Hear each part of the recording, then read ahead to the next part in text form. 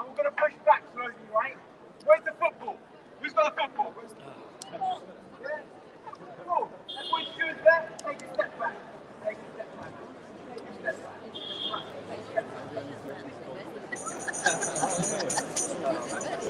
Well, two squash, COVID restrictions, blah, blah, blah. Not complaining. Free, free! Palestine! Free, free! Palestine! Palestine! Palestine! Palestine! Palestine! Palestine! Palestine! Palestine!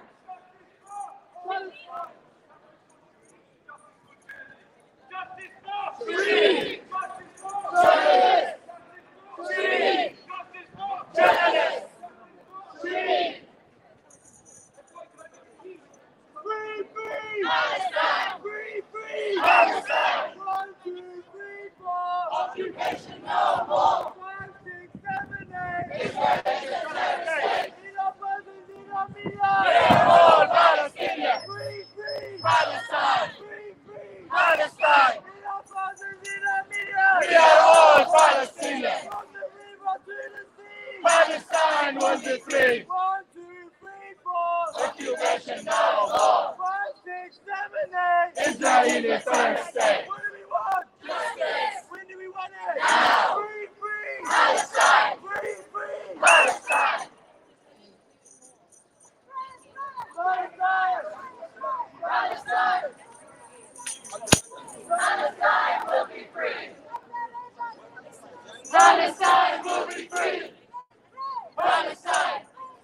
Palestine! Palestine will be free! Palestine! Palestine! Palestine will be free! Palestine! Palestine! Palestine! Occupation no more! Israel is a third state! Occupation no more! Israel is a third state! Palestine! Palestine! Palestine! Occupation no more! Israel is a third state! Palestine! Palestine! Palestine! Stay home! Occupation's got to stay home! Occupation's got to stay home! Occupation's got to stay home! Occupation's got to stay home! Occupation's got to stay home!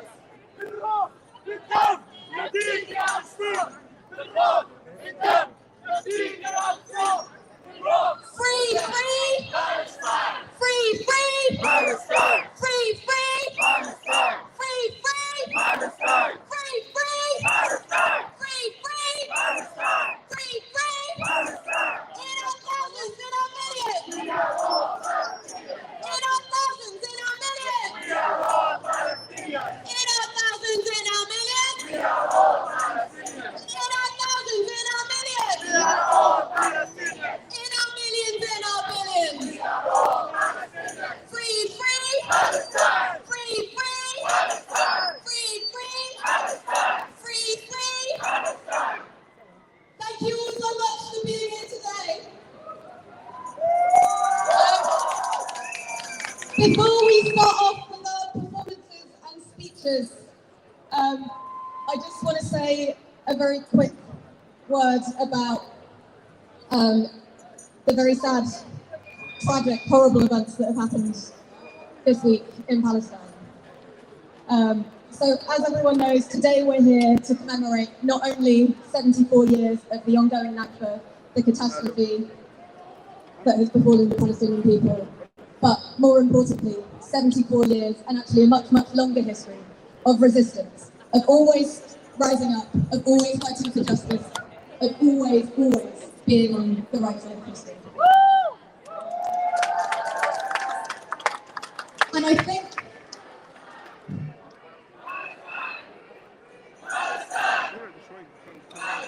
free!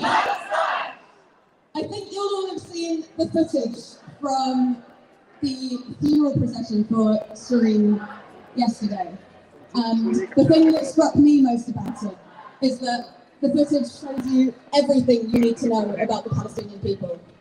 There is not a single pallbearer who lets the coffin move even slightly while the Israelis are beating them half to death with batons. And when one is beaten enough that he falls, the others hurry to take his place to keep Shireen's body held high. And I think that is one of the most beautiful and enduring symbols amid one of the most horrible and depraved tragedies I think lots of us have ever witnessed. That, you know, we're all a symbol of how we're all still fighting and we're all still coming together, and, you know, we're not going to stop until everyone is free.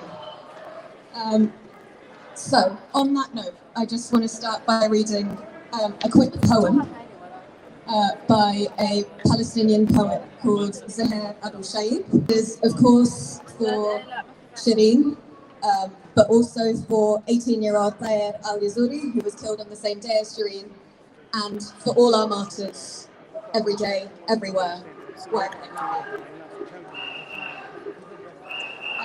If you guys wouldn't mind being silent for a little bit whilst we read the poem, that'd be amazing. So this poem's called Martyr. When they found him, he had become an emerald flame. And when they lifted his arms, they found sheaves of wheat where a heart should be. And they say those sheaves were whispering beneath his shirt. And they say the wild birds ferried his blood to his family, drop by drop. And they say he will come back, suspended in that hidden tree at the burning heart of volcanoes, and that his mother will fold him in her arms. And when they found him, he was an emerald flame. So they stitched together rose petals for a shroud and smoothed out the sky to keep him warm. And for a pillow, they lifted down the sun and laid it beneath his head. Thank you.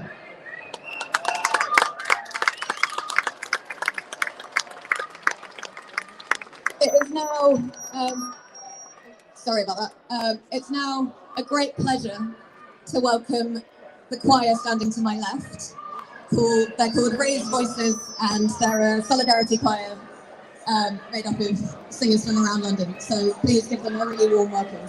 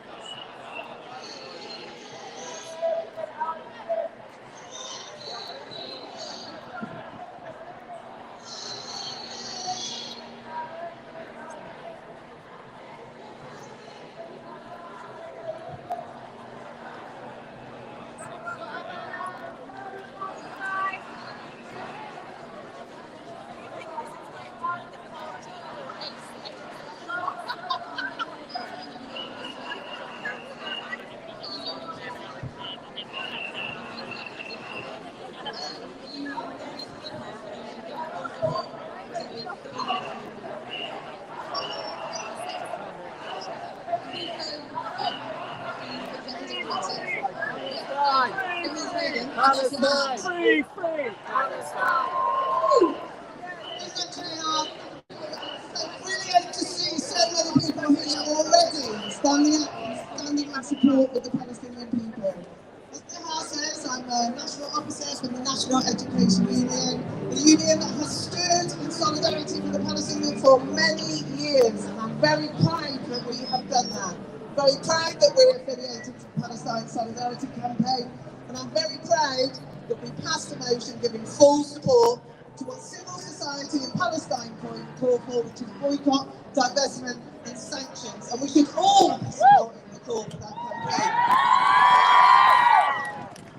I, like many of you, would have been shocked by the events of the last week. These aren't unique events, these are events that happen all the time in Palestine. But I was devastated when Shireen was murdered, and let's be right, she was murdered doing her job, and she was murdered near Geneva. Geneva is one of the places that I have visited and have friends there. And I messaged one of my friends just to see how she was. And then I'm going to read you what she sent in.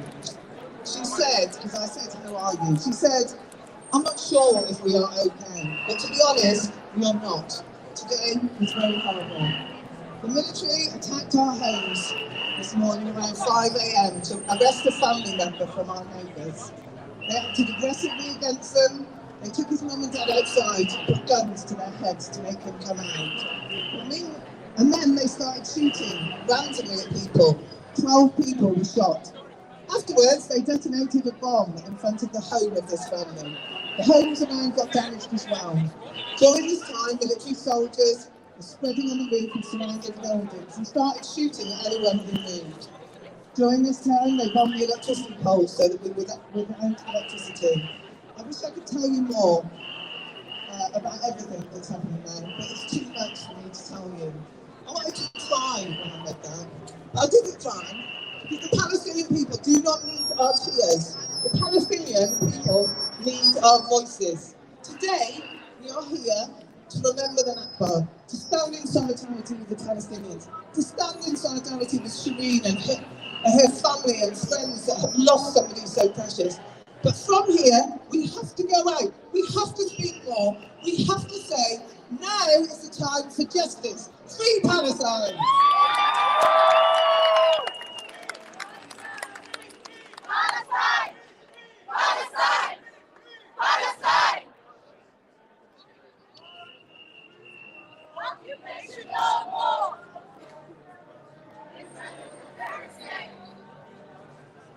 Palestine will be free! Free, free! Palestine! Free, free! Palestine! Free, free! Palestine! Free, free! Palestine! 1, 2, 3, 4! Occupation no more! 5, 6, 7, 8! Israel is a terrorist state! Can we give a massive round of applause to Louise again for her amazing speech. So next up, we've got Austin, who is an executive from PCS, which is the Public and Commercial Services Union, and he is a key ally in the fight for justice for Palestine. So let's give it up for Austin.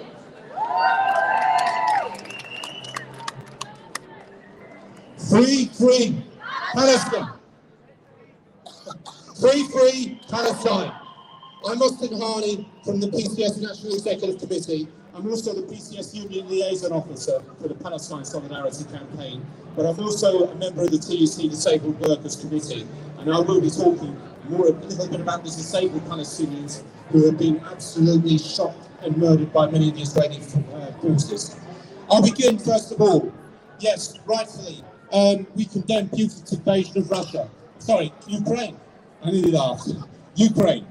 But nothing sickens me more than the governments of all these countries, Britain, America, many more, who cry crocodile tears over the killing of innocent Ukrainian people, but not the Palestinian people. What an absolute disgrace and what utter hypocrisy.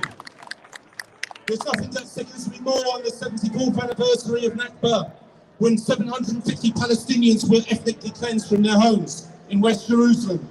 The wiping out of over 500 villages off the map. What an absolute disgrace, what hypocrisy. No talk of reparations, no shedding of tears for the Palestinian people who are being invaded, colonized to this day. What an utter disgrace, and I am absolutely sick, and so are all of you.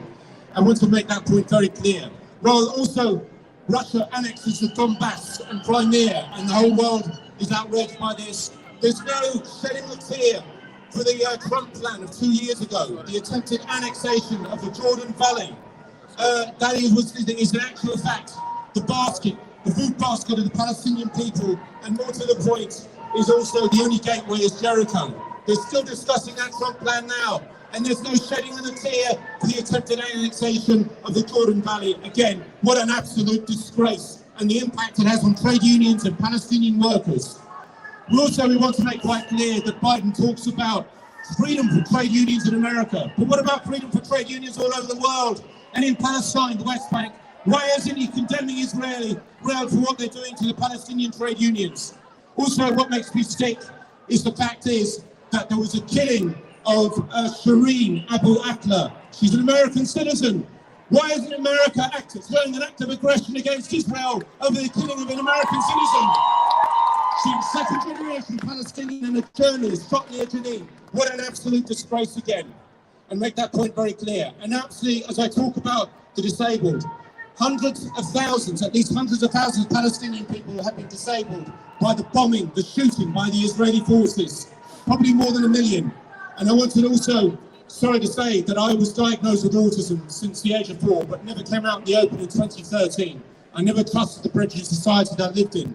But an autistic Palestinian called Iyad Halak, he was actually shot dead by the Israeli police force in 2018 as he was walking to a special needs school in the old city of Jerusalem. What Israel talks about is great treatment of autistic people in its own country. It does nothing for the autistic people and the disabled people in Palestine. I say what a disgrace. And our PCS union message is quite clear. Freedom for all the trade unions, trade union rights, the workers, all the Palestinians. The right to national self-determination for the Palestinians on the West Bank, Gaza and East Jerusalem. The return of 7 million Palestinians in exile to Palestine. And I want to make clear that there is no hierarchy for the oppressed. You know, they place Ukraine at the top and Palestine at the bottom. What an absolute disgrace. Let's get out and campaign on the streets. Let's hold our MPs and our hypocritical politicians to account and condemn Israel for its atrocities. Free Palestine!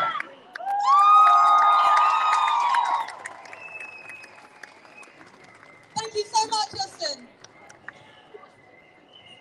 Our next speaker is from the Jewish Socialist Group, which campaigns for freedom and equality for all oppressed peoples. And he's always been an incredibly strong voice in the Jewish community, speaking out for justice and freedom in Palestine. Please make some noise for David Rosenberg. Thank you very much.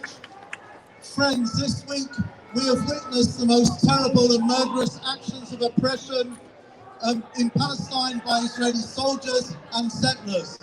We have also witnessed a democratic outrage in Germany, in Berlin, where solidarity protests with Palestinians have been banned.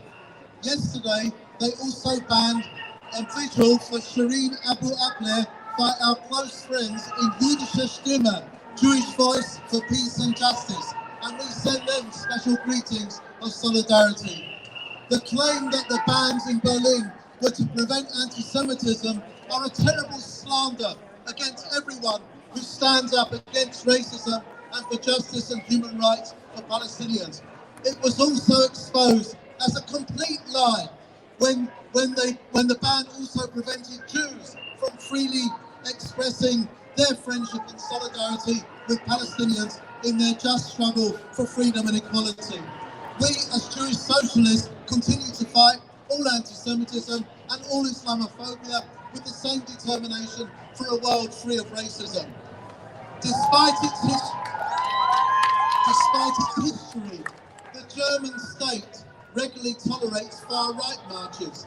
It is not afraid of anti-Semitism, it is afraid of solidarity, dialogue and justice. No doubt, those who call themselves Jewish community leaders will cheer this anti-democratic action.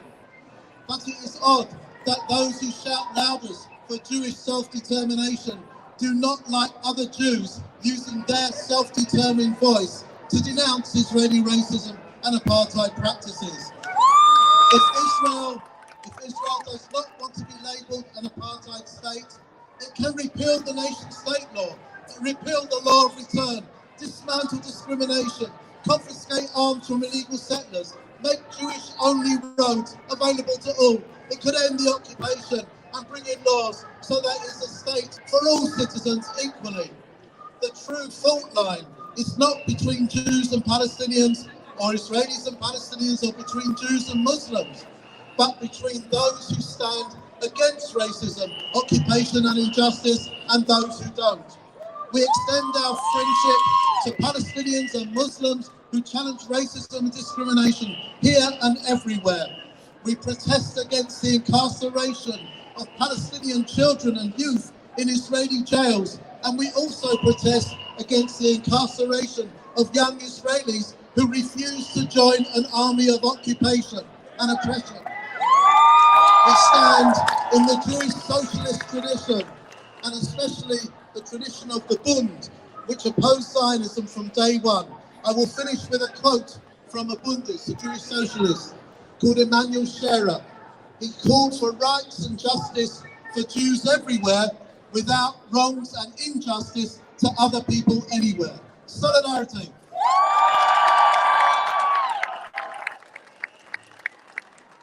Thank you very much, David, for this amazing speech. Let's give it up again for David because that was absolutely brilliant.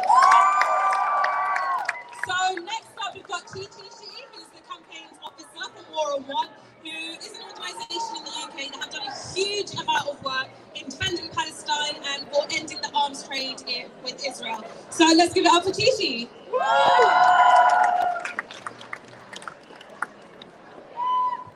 Friends, tomorrow is Nakba Day. It's been 74 years since the ethnic cleansing of Palestine began. But as all Palestinians know, the Nakba never ended, and Israel today continues to try to finish what the Nakba of 48 began.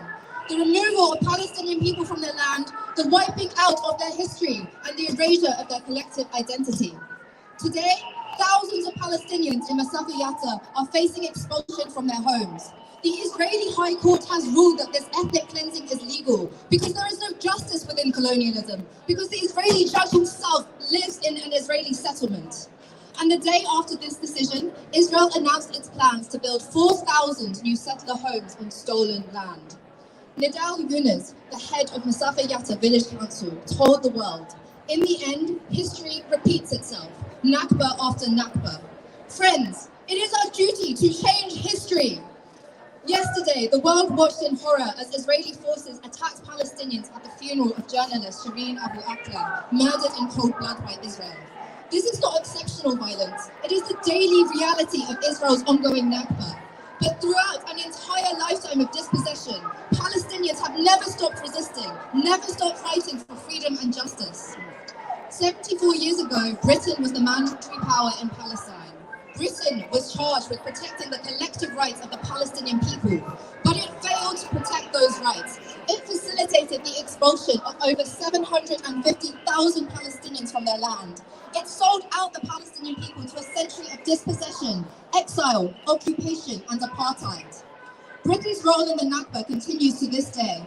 And as long as Palestinians are injured and killed by weapons made by British companies and sold by the British government, as long as Palestinian homes are being destroyed by British bulldozers, and as long as illegal settlement goods appear on our supermarket shelves, we are complicit.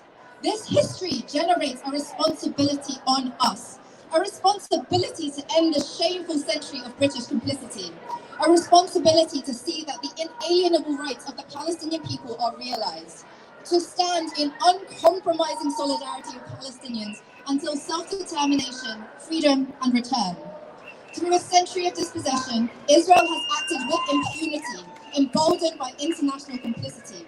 But it has never, and it will never, stop the Palestinians in their struggle for freedom. Palestinians have stood steadfast in defense of their humanity for an entire century, and their struggle has inspired the whole world. As long as the Nakba continues, people of conscience everywhere will refuse to back down, because solidarity is our duty, and because the Palestinian struggle is our struggle. Now, it is our duty to act. It is our duty to create a world which stands for freedom, for justice, for an end to oppression. It is our duty to make the next century the century of a free Palestine. Free, free! Palestine! Free, free! Palestine! Thank you so much, Kiki. Right, next up we have Councillor Benali Hamdash, who is exactly one of those people of conscience that Gigi was just talking about. He's the Green Party spokesperson for migration and refugee support. Let's give him a very warm round of applause. Free, free! Free, free! Free, free! In our millions, in our billions! Yassar Mataja, Fadel Shana, James Miller, Shireen Abu Akla. Decades of international law are crystal clear. Journalists are civilians. They have protections. They must not be targeted. Journalists should not be dying in their quest to tell the truth. And we've seen the power of the truth being told. When this country saw the unvarnished reality of life for Ukrainians in war, they were moved. They opened their doors. They campaigned. They demanded more. It is time for the Palestinian people to be heard.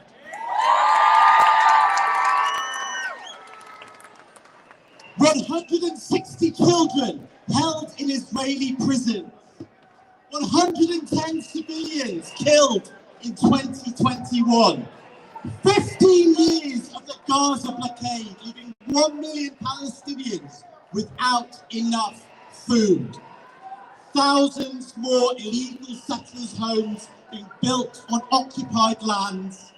Palestinian homes being stolen in broad daylight. The world must wake up. It must open its eyes. It must see the apartheid state Palestinians face every day. Free, free! Palestine! Free, free! Palestine!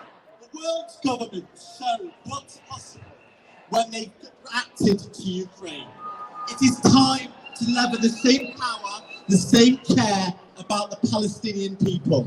It is time to stop selling weapons to Israel. It is time to stop welcoming Israeli politicians who incite hatred and murder against the Palestinian people. I'm proud to be part of a party that supports BDS, and as a Green Party spokesperson and as an elected representative, I will work with all of you to get the Palestinian voices heard. Thank you, solidarity.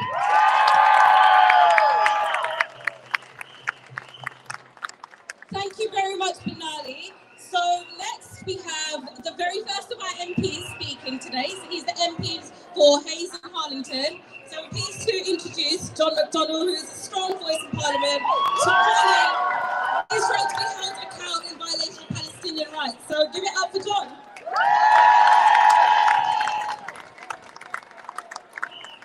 I want to make this statement and make it clear for those who are recording and the media, to make sure they know very clearly why I'm here and why you're here as well. So let's remind ourselves why we're here for all those watching. We're here to commemorate the Nakba, the ethnic cleansing of nearly 1 million Palestinians from their land, the destruction of their homes and their villages, to impose what is now clearly the Israeli apartheid state. There can be no denying that this is apartheid imposed upon the Palestinian people. But we're also here because the Nakba has never ended. It's exactly as Ben Jamal has recently written. It goes on every week. Palestinians expelled from their land, from Masafa Yatta, to make way for an Israeli army training, a bomb site.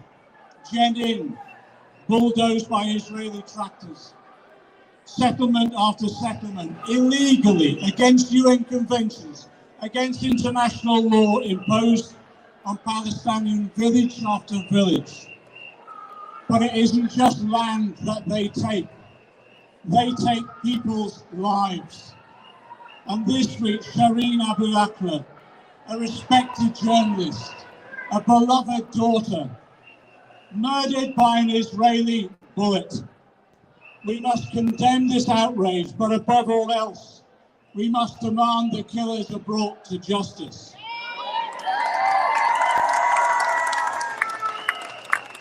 But others are complicit. Others are complicit.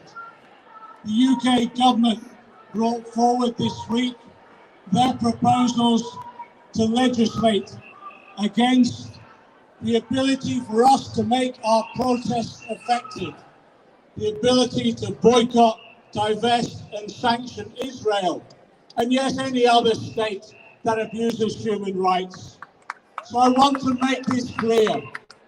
I will oppose this legislation. I will vote against it and oppose it at every opportunity I get.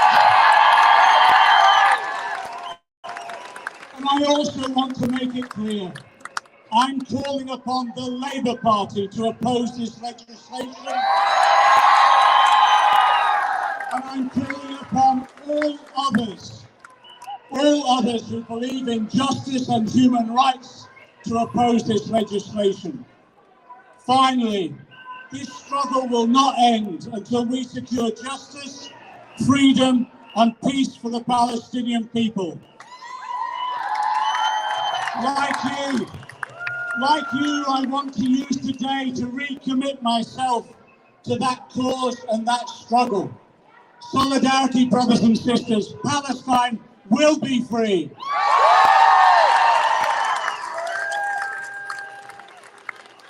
Thank you so much, John, for that really, really strong stand. It's amazing having his voice in Parliament, speaking up on behalf of the Palestinian people.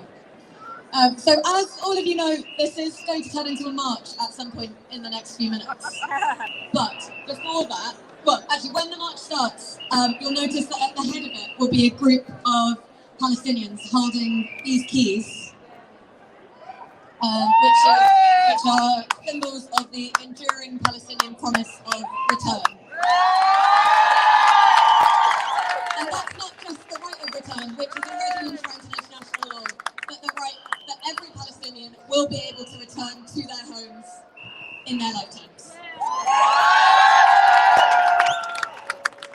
So these keys, represent the homes and the lands that were lost when the families were expelled during the Nakba of 1948. And we're really lucky because one of our key holders is going to speak to you now. Her name is Fabio. She's a Palestinian refugee living in Burj al-Baranja camp in Lebanon. and she's the star of a documentary which tells her story by the British filmmaker Sarah Beddington. It's called Fabio's Tree. We're really, really lucky to have her with us today, so please give her a really, really warm welcome.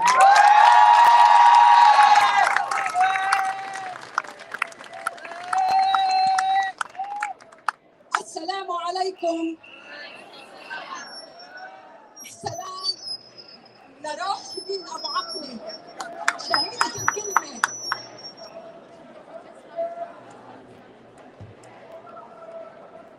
السلام لروح شيرين أبو عقلي شهيدة الكلمة الحلوة الكلمة الحرة. Assalamu alaikum, everyone. I'll be doing some translation for you. So, Fabio starts her speech by saying, by remembering Shireen Abu Aqli, who spoke the truth, the word that needed to be passed to everyone about what's happening in Palestine. اللي اختلها الاحتلال بدم بارد.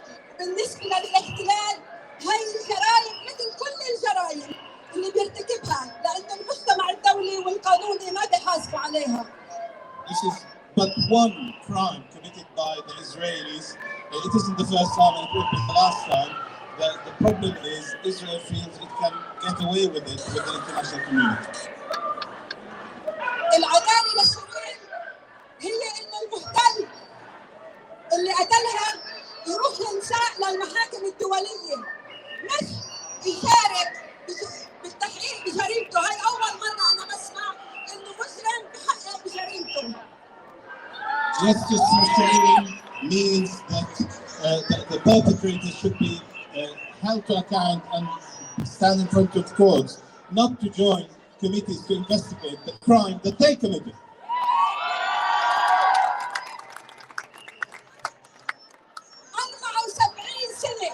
والشعب الفلسطيني هو الشعب الوحيد اللي بيعيش تحت الاحتلال. شعب نصه تحت الاحتلال والنص الثاني بيعيش بالمخيمات. 74 years since the Nakba, half the Palestinians live in Palestine, but the other half lives abroad, particularly in refugee camps like I do. أنا من الجزء الآخر. أنا فادية لباني بعيش بمخيم برج البراجنة. I am part of the other half, Fabio Lubani, who lives in Burj al-Barajne refugee camp. مخيم مساحته كيلو متر مربع بعيش فيه 45,000 نسمة. 45,000 Palestinian refugees live in this refugee camp in Lebanon, and its area is 1 square kilometer. So you can imagine how condensed that is. And if you go, and this is from me, you would realize just how cramped it is. ميته مالحة وكبريتية تعمل أمراض سرطانية. كهربته مميتة. The water is salty and not really drinkable, and the electricity is deadly because of the way that it gets to the various houses. If you go to Burj al-Barajne, you'll see lots of cables above your head. حوالي 100 شخص ماتوا أغلبهم من الأطفال. نحن بيوتنا ما بتفوت للشمس. The sun doesn't even reach our homes because they're so close to the apart. You can't get cars through or anything like that. بلد محرومين فيه حقوقنا المدنية والإنسانية.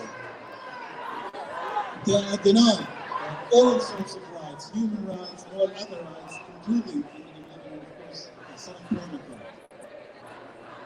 الأونروا هي المؤسسة اللي أنشأها المجتمع الدولي لتشغيل وإغاثة اللاجئين الفلسطينيين. هي عاجزة عن أداء مهماتها. UNRWA, which is the United Nations Works and Relief Agency, is unable to carry out its duties to the Palestinian people. It was created by the international community, but now it is being starved of funds and trying to fulfill their duties.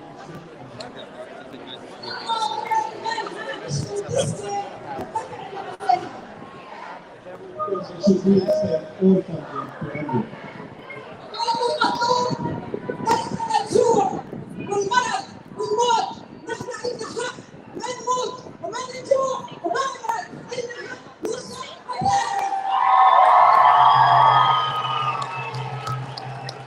we have a right to live, to eat, and to return to our homes, regardless of what those other people think.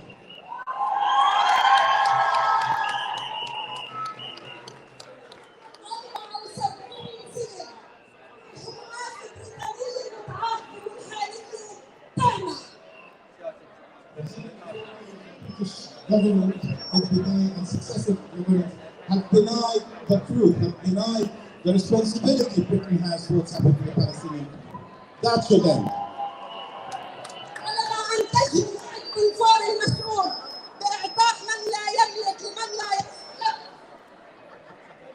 The Balfour Declaration gave Palestine to have for Britain. هذا الوعد اللي ادى لاقتلاع الشعب اعزل وتشتيته. That declaration or promise is what directly led to the dispossession and the expulsion of the Palestinian people, and it was made in Britain. وهل نسال امتى الحكومه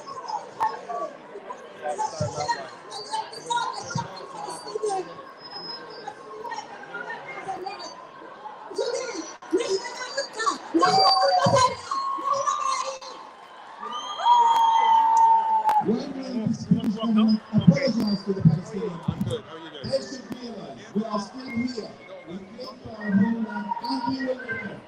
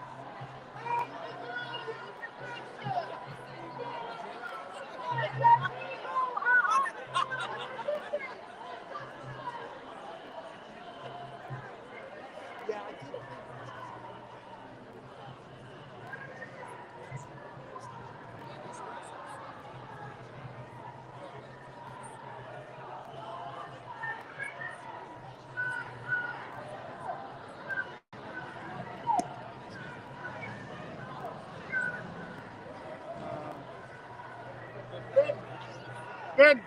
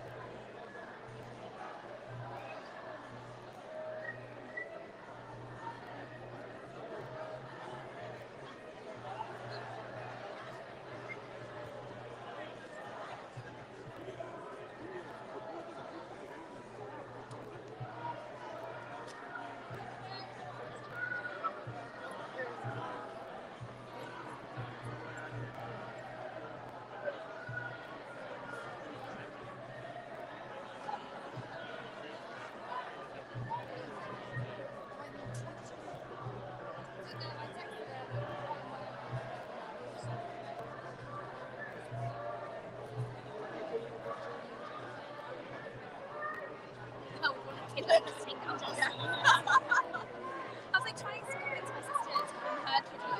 I would have freaking dressed her up. So the money and she's great. She's happy. Yeah, I'd say to all these people. Yeah, I know, if it was my turn, I'd drag me along. Oh, I'm nappy, let's watch by the BBC studios in London.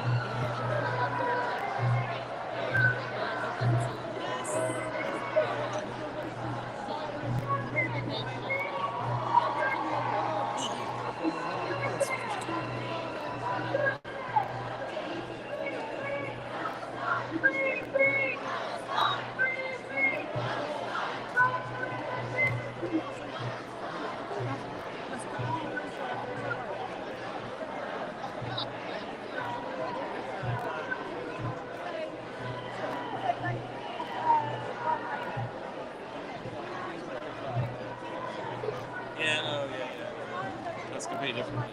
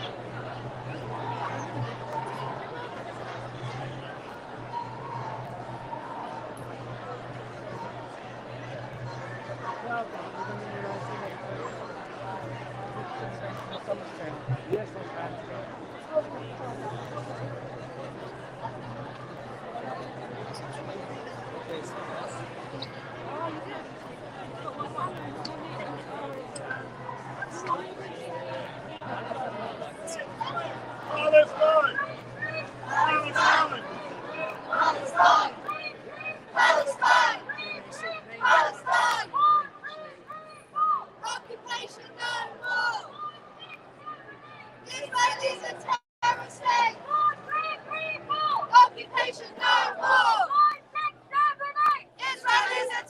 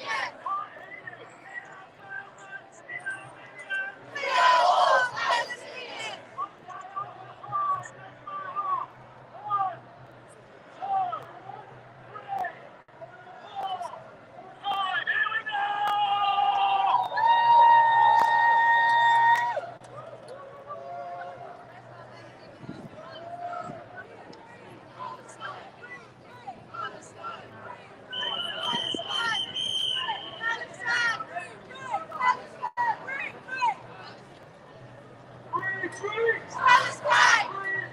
Palestine! Palestine! Palestine! Palestine! Palestine! Palestine! Occupation no more! Occupation no more!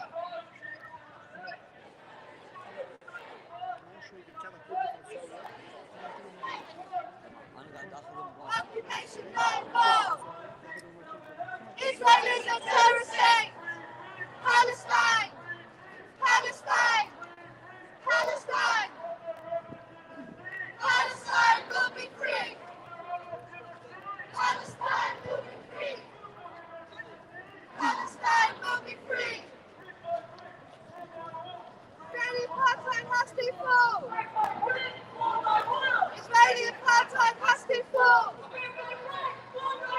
Israeli apartheid has to fall! Brick by brick, wall by wall! Israeli apartheid has to fall! Brick by brick, wall by wall! Israeli apartheid has to fall! Brick by brick! Israeli apartheid has to fall!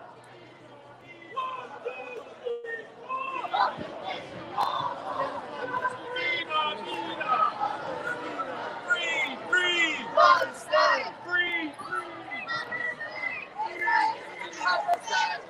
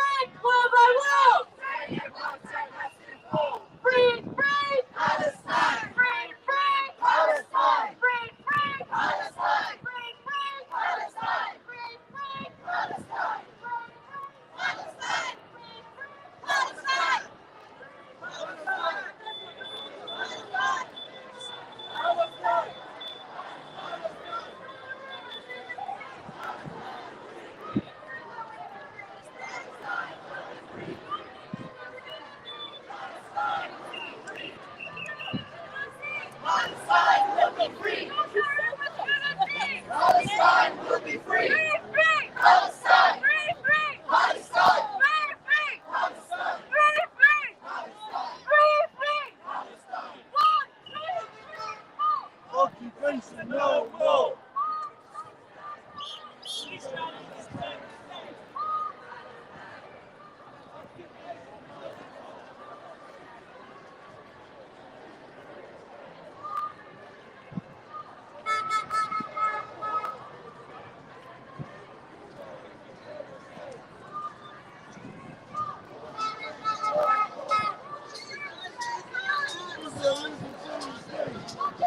هذه المظاهرة التضامنية في ذكرى النكبة 74 شارك فيها تنظيم حملة التضامن مع فلسطين بالتعاون مع مؤسسات فلسطينية وحقوقية عدة هنا في العاصمة لندن في شارع أكسفورد ستريت انطلاقا من مبنى المكتب الرئيسي لهيئة الإذاعة البريطانية BBC.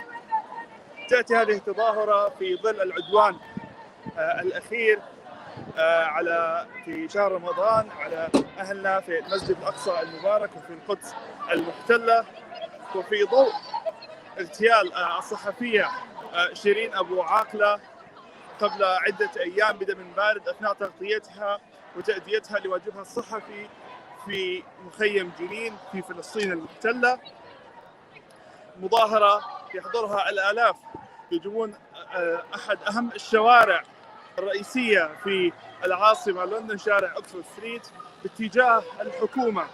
المتظاهرون هنا يعلون صوتهم من أجل أن يوصلونا أن النكبة ما زالت مستمرة، وأن النكبة رغم الزمن رغم مرور 74 عاما إلا أنها بقيت حاضرة بين الفلسطينيين والعرب والمتضامنين الأجانب الذين كاد يفوق أعداد العرب المتواجدين في المكان.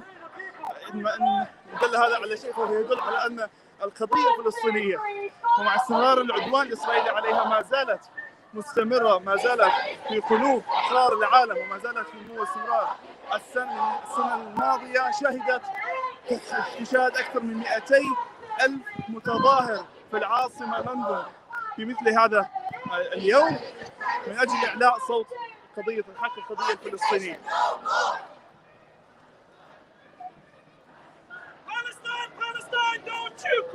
نرى شخصيات اعتبارية كثيرة تشارك اليوم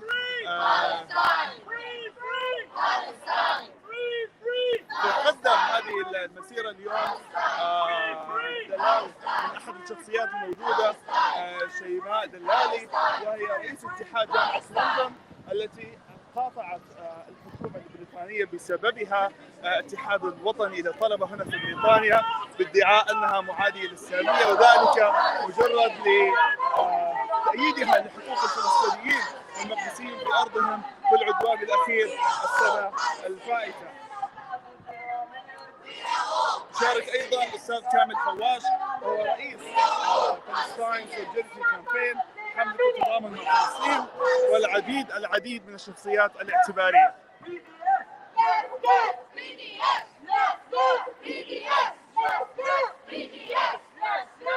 كما نرى المتظاهرون هنا يؤيدون حملة المقاطعة مقاطعة بضائع المستوطنات BBS. الآلاف من الجمهور الذين ينتشرون في شارع رئيسي شارع المتاجر الرئيسي في لندن شارع أكسفورد ستريت، ويمكنكم متابعة ذلك بشكل مباشر عبر منصة العرب في بريطانيا. مختلف الجنسيات، مختلف الخلفيات، مختلف الثقافات والمؤسسات. Palestine Solidarity Campaign, Stop the War,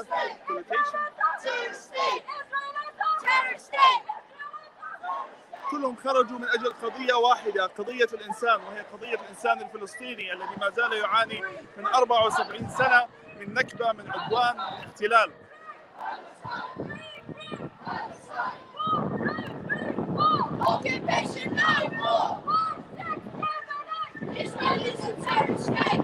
تفاعل كبير اليوم في لندن.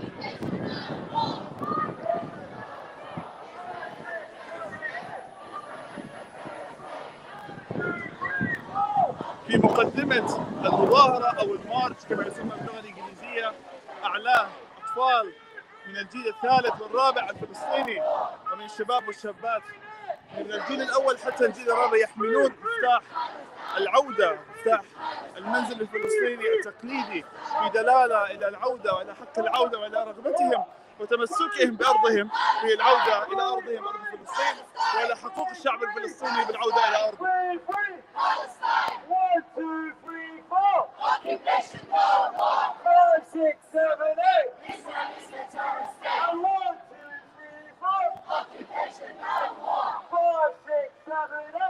المسيرة مستمرة ومتوجهة إلى نرى هنا طبعا الشرطة تنظم وتنسق المسيرة. المسيرة متوجهة الآن إلى مبنى رئاسة الوزراء 10 داونينج ستريت، وذلك لإيصال الصوت وإيصال الرسالة أن هذا العدوان وهذه النكبة المستمرة يجب أن تنتهي.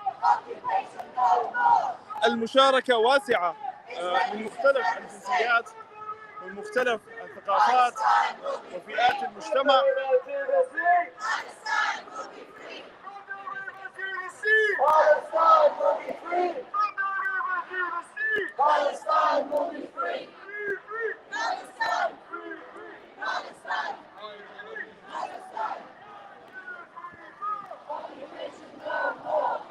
شارع أكسفورد ستريت هو شارع أحد أهم الشوارع التجارية في العاصمة لندن، فيه هو طبعا معلم أو وجهة سياحية، وفيه العديد وفيه أهم المتاجر الرئيسية في بريطانيا.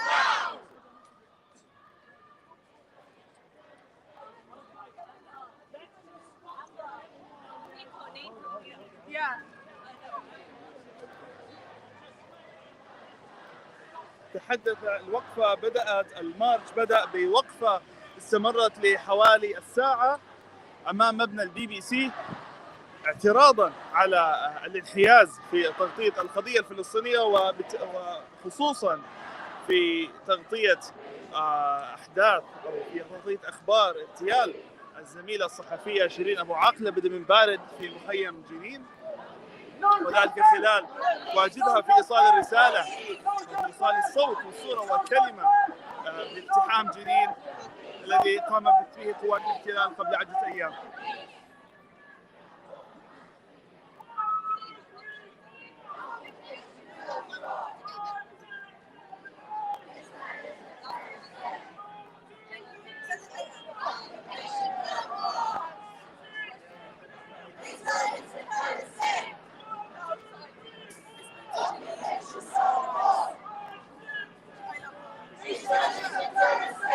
شارك في الكلمات أمام مبنى الBBC العديد من الشخصيات مختلف الفئات المجتمعية. شارك فيها عضو البرلمان MP جون ماكدونالد، شاركت فيها إحدى الفتيات الفلسطينيات من الجيل الثالث والرابع حتى جنى أبو هلال، وهي تقدم المسيرة مع زميلاتها حاملة المفتاح بالإشارة إلى حق العودة. شاركت كذلك الفلسطينية فادية لوباني، وهي أيضا موجودة مع المتظاهرين في مقدمة المظاهرة. تكلم ذلك ديفيد روزنبرغ وهو ناشط يهودي، وذلك في إشارة أن هذا العدوان وهذا الاعتراض هو مرتبط بالعدوان على حق الإنسان وليس مرتبط بديانة أو أمر آخر. شارك كذلك أوستن هاردي من Palestine campaign والعديد من الشخصيات منها برنابي رين، أطالة سيد وغيرهم.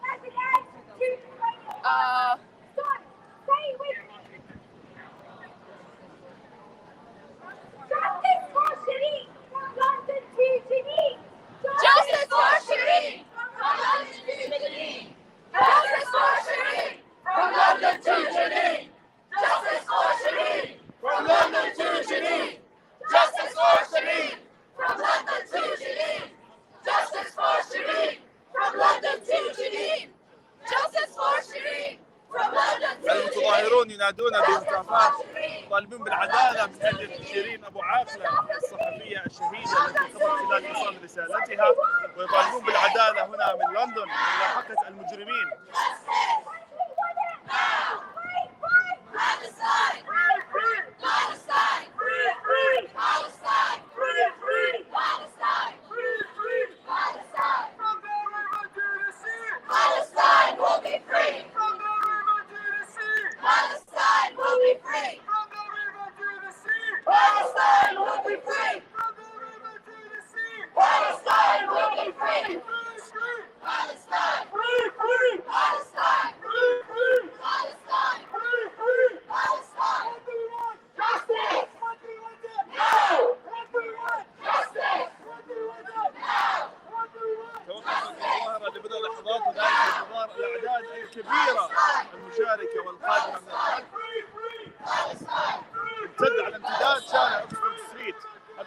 كما تكلمت أحد الشوارع الرئيسية في لندن الذي يضم أهم المتاجر الرئيسية.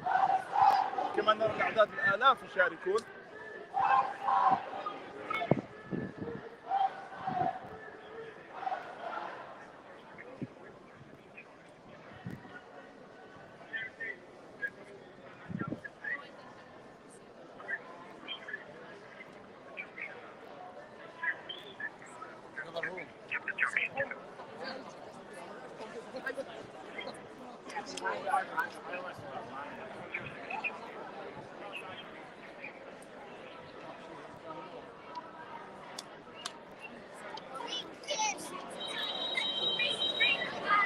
يبدو أن المجتمع البريطاني يبرهن من جديد للعالم أن هذه القضية قضية فلسطين، وهي قضية إنسان وقضية إحرار العالم، هي غير مرتبطة بجنسية أو دين أو ثقافة، هي قضية للإنسان معني بها كل أحرار العالم.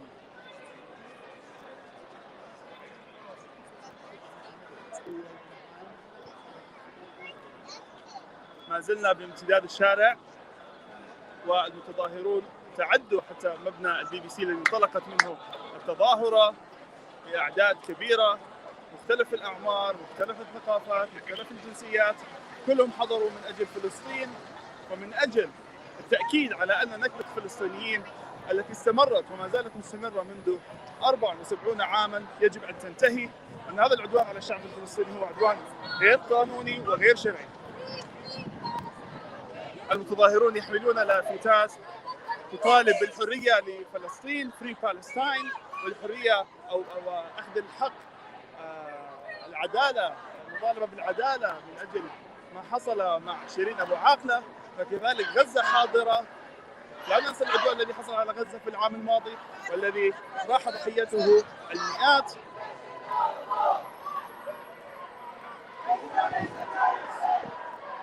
ما زلنا نمشي في الاتجاه المعاكس.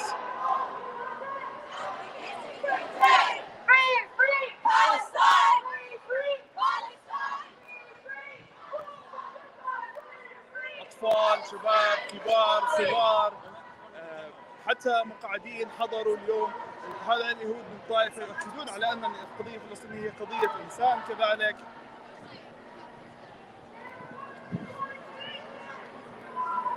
وما زالت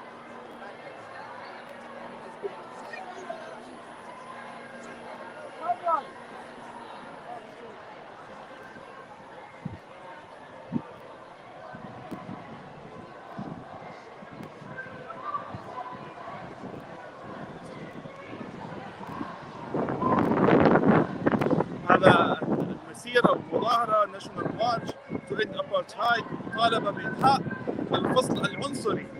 نذكر أن الفلسطينيين ما زالوا يعانون منذ 74 عاما من العدوان والتهجير وعدم الاعتراف بحقوقهم.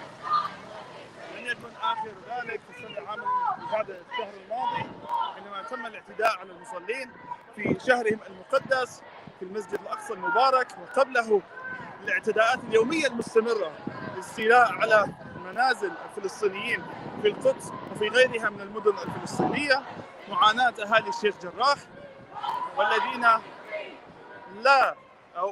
يؤجل الاحتلال الاعتراف بحقوقهم بأراضيهم أو ببيوتهم ومنازلهم ويضيق عليهم باستمرار.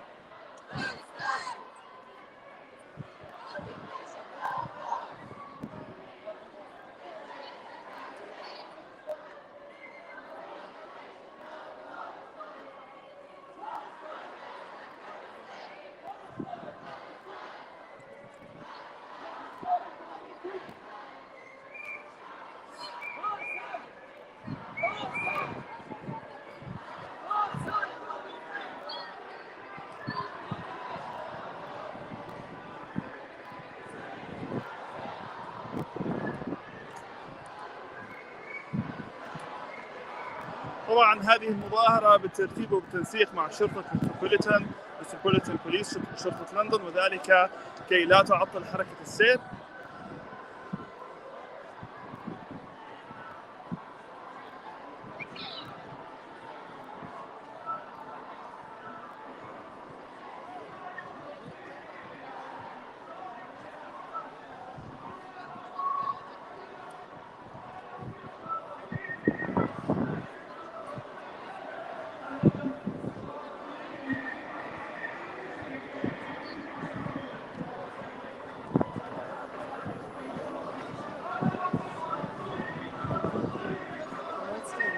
زلنا معكم في بث حي ومباشر من شارع أكسفورد ستريت في لندن، والذي يشهد المظاهرة الوطنية في ذكرى النكبة التي حصلت عام 1948 في 15 من أيار 15/5.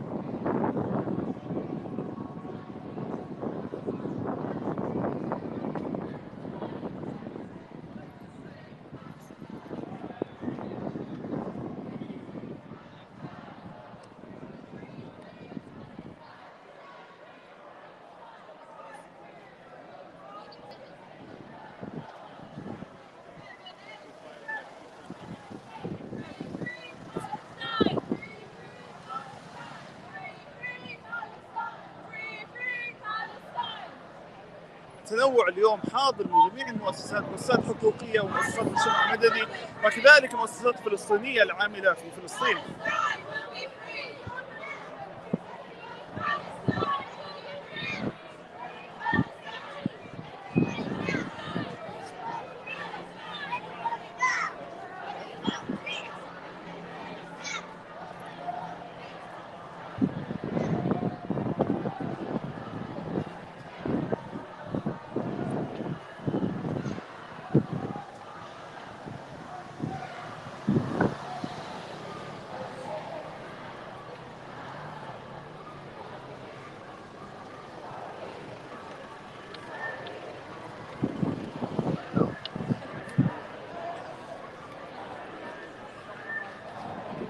مسيرة تقريبا شارفت على قطع مسافة كبيرة من أكسفورد ستريت، وكما ذكرنا هو أحد أهم الشوارع في العاصمة لندن، يوجد فيه أشهر المقاهي والمتاجر الرئيسية.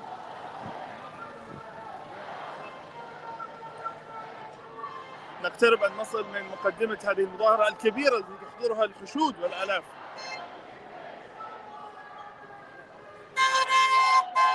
متضامنين كذلك من كل مكان.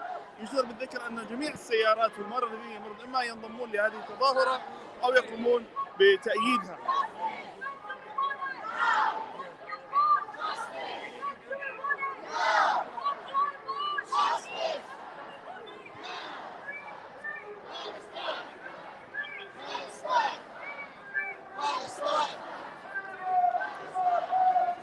يبدو أننا اليوم أمام تظاهرة كبيرة ونوعية. ذكر أننا في الطريق للمسير إلى مركز أو مقر رئاسة الوزراء في 10 داونينج ستريت في ويستمنستر، والذي سيشهد التجمع الكبير والرئيسي.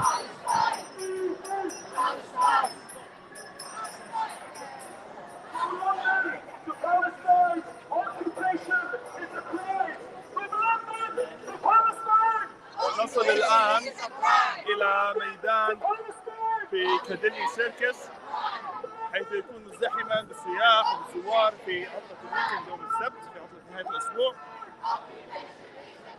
الأعداد كبيرة وما زالت بازدياد.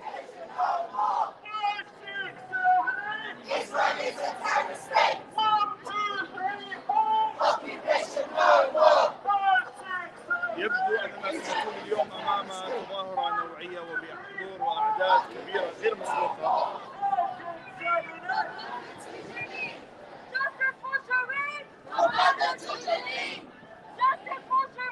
نذكر أننا سنكون معكم في بث حي ومباشر لتغطية تظاهرة اليوم بشكل كامل ومستمر.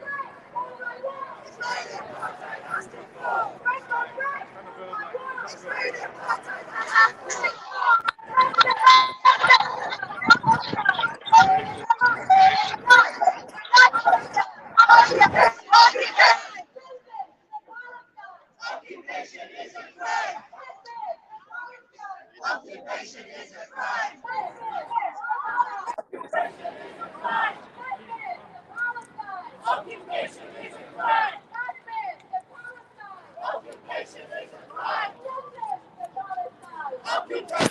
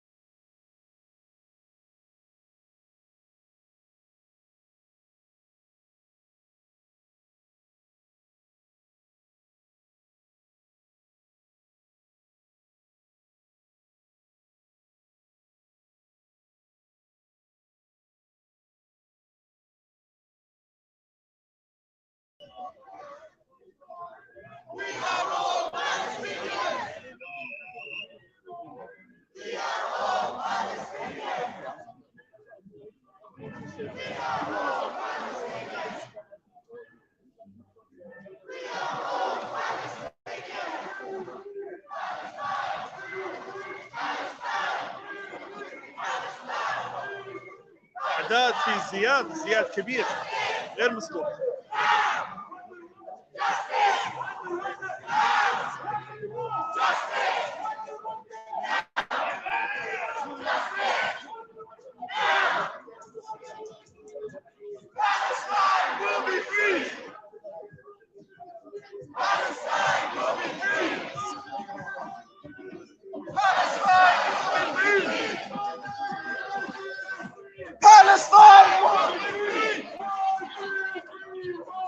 Occupation no more.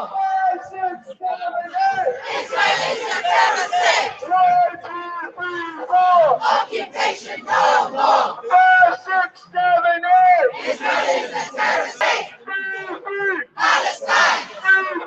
Palestine. Palestine. Palestine. Palestine. Palestine. Palestine. Palestine. الصورة رئيس المنتدى الفلسطيني في بريطانيا أستاذ زاهر بيراوي ومعه الأستاذ كامل حواش رئيس حملة التضامن في فلسطين، وبجانبهم كذلك شيماء دلالي رئيسة اتحاد طلبة جامعة لندن، ونذكر والتي قامت الحكومة البريطانية بقطع التواصل الرسمي مع اتحاد الطلبة الوطني في بريطانيا بسبب اتهامها بطريقة عنصرية ومخيفة بالعادات السامية، وهي التي طالبت بحقوق شعبها وحقوق الشعب الفلسطيني المحقة.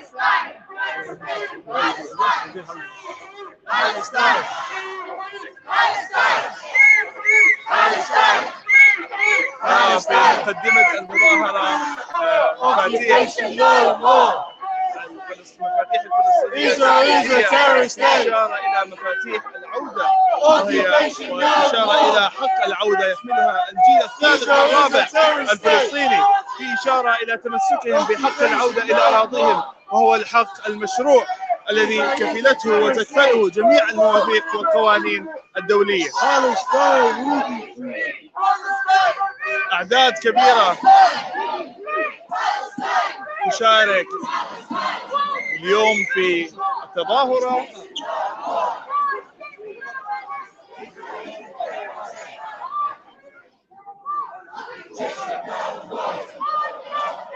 هتافات تطالب بانتهاء الاحتلال الإسرائيلي لفلسطين، وتتهم إسرائيل بالعدوان وإرهاب الفلسطينيين في فلسطين المحتلة.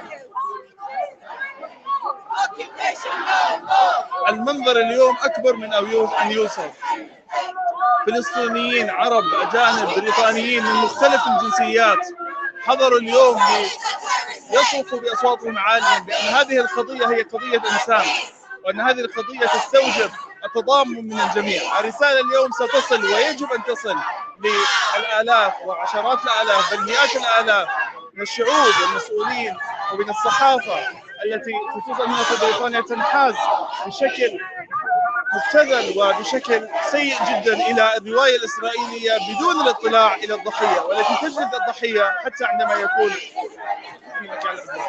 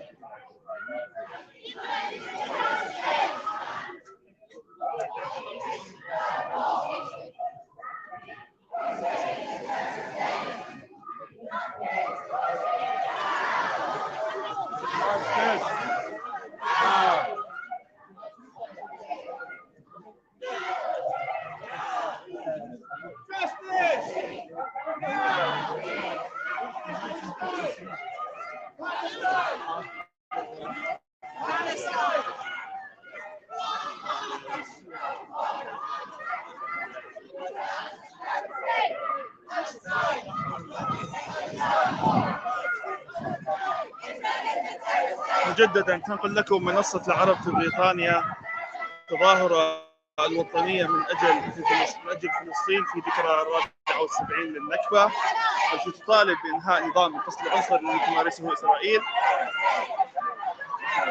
المتظاهرون اليوم يطالبون بإنهاء المأساة التي استمرت وما زالت مستمرة بتهجير والاعتداء على حقوق الشعب الفلسطيني والحقوق الإنسانية، بالإضافة إلى مطالبة بإنهاء العدوان الإسرائيلي الأخير اللي كان في الشهر الماضي في شهر مقدس للمسلمين على مسجد أقصى المبارك. المتظاهرون اليوم أيضا غاضبون بسبب ما حصل مع الصحفية شيرين أبو عاقلة من اغتيال بدم بارد أثناء تأديتها لواجبها الصحفي بإيصال صوت الحقيقة، ويطالبون بالعدالة من أجل شيرين أبو عاقلة مراسلة الجزيرة، وهي المراسلة المخضرمة التي استمرت في خدمتها وإيصال صوت الحقيقة في فلسطين من خلال شبكة الجزيرة ل 25 عاما.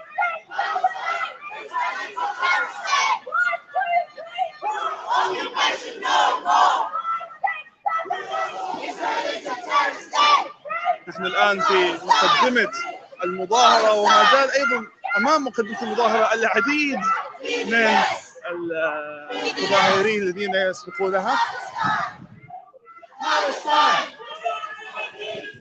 Palestine will be free. Palestine will be free. Palestine will be free. ندعوكم لمشاركة البث حيث تستمر منصة العرب في بريطانيا معكم في بث حي ومباشر طوال فعالية اليوم. Now, justice. Now, no peace. No peace. No peace. Justice for Shireen! Justice to Janine. Justice for Shireen! From London to Janine. Justice for Shireen! We are all Palestinians. We are all Palestinians. Occupation no more. Israel is a terrorist state. Occupation no more. Israel is a terrorist state. Occupation no more.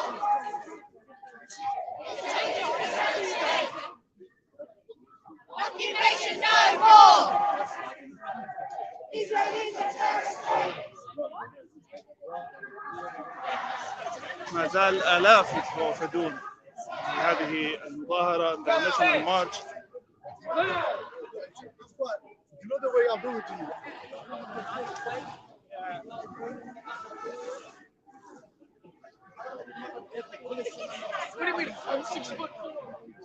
إذا ما زال آلاف يتوافدون في هذه المظاهرة الوطنية من أجل فلسطين في ذكرى 74 للنكبة. بعنوان End Apartheid للمطالبة End Apartheid للمطالبة بإنهاء نظام الفصل العنصري والذي تمارسه الإسرائيليين ضد الفلسطينيين وخصوصا في القدس المحتلة وكذلك في جميع المدن الفلسطينية. هنا نرى متضامنين يحملون لافتة تتضامن مع الصحفية الشهيدة شيرين أبو عاقلة.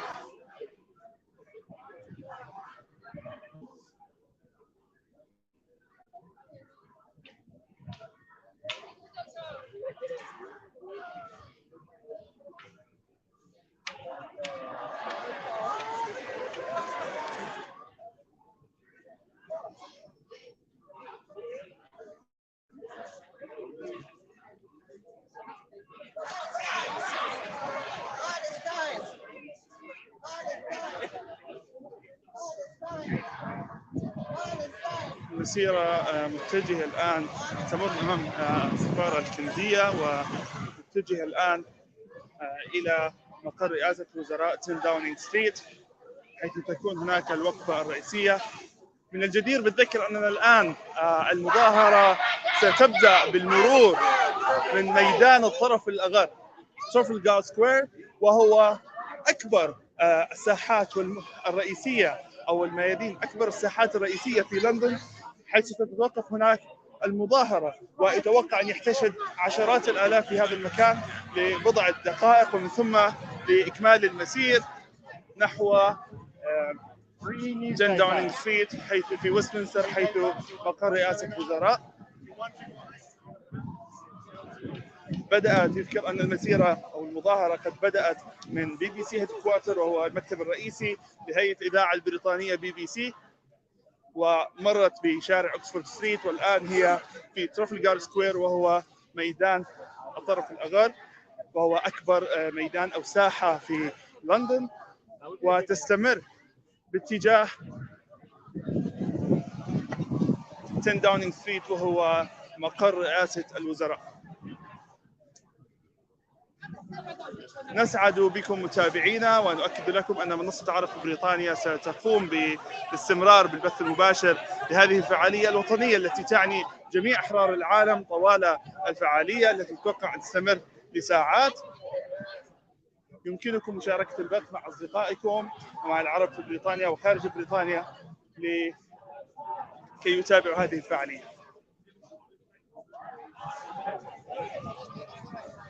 كما نستقبل تعليقاتكم ومشاركاتكم في التعليقات ليتم مشاركتها على الشاشة.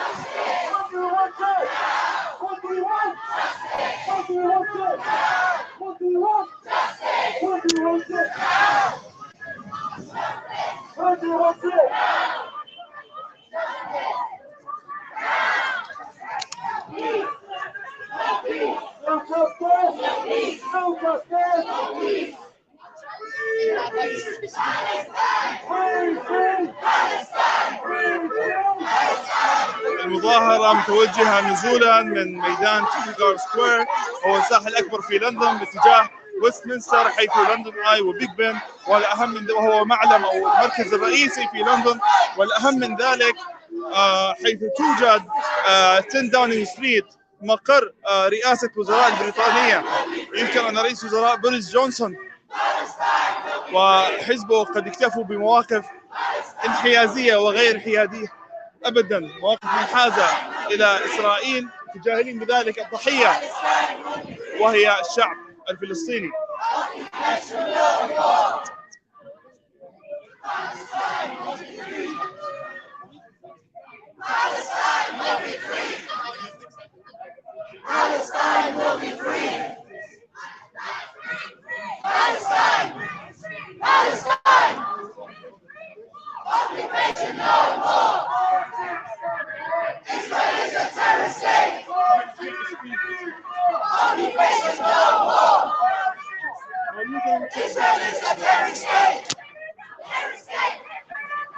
state!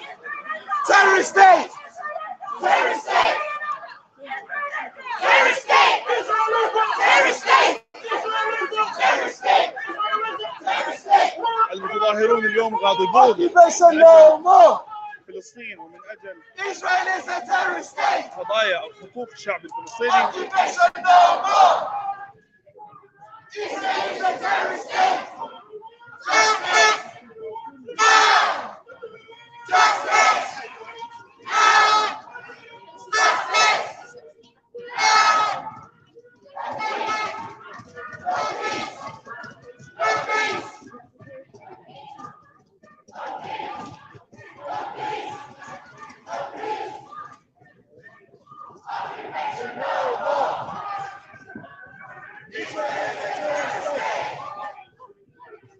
Occupation no more! Israel is a terrorist state! الجيل الثاني والثالث حتى الاول من الفلسطينيين يتصدر هذه المظاهره اليوم حاملين المفاتيح الفلسطينيه التقليديه مفتاح المنزل الفلسطيني في اشاره الى حق العوده وتمسكهم بحق العوده. Palestine! Palestine! Palestine! Palestine! Justice!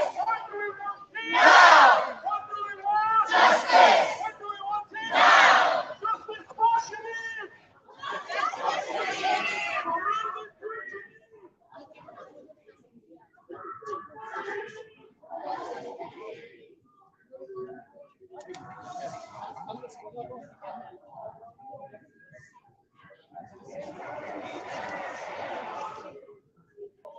Occupation no more!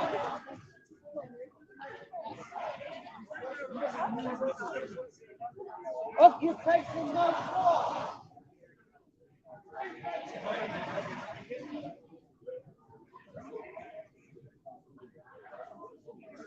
اقتربت المظاهره من الوصول الى ويستمنستر وما زالت الحشود مستمره بالنزول من اوكسفورد ستريت وبيكاديلي سيركس باتجاه ميدان ترافلغار سكوير ونزولا باتجاه ويستمنستر.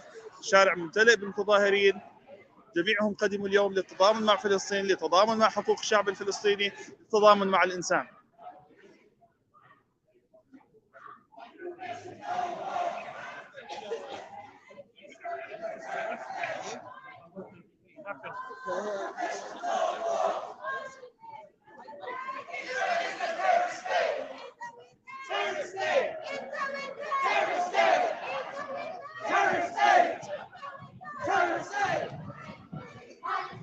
هذا المارش الوطني اليوم تنظمه حملة التضامن مع فلسطين BFC بالتعاون مع العديد من المؤسسات الفلسطينية والحقوقية ومؤسسات المجتمع المدني. جاءت جميعها اليوم لتقول كلمتها بأن القضية الفلسطينية هي قضية عادلة، هي قضية إنسان، هي قضية يحملها جميع أحرار العالم بعيدا عن الجنسية وبعيدا عن الدين وبعيدا عن الثقافة. هي قضية محقة يجب أن تنال الحرية.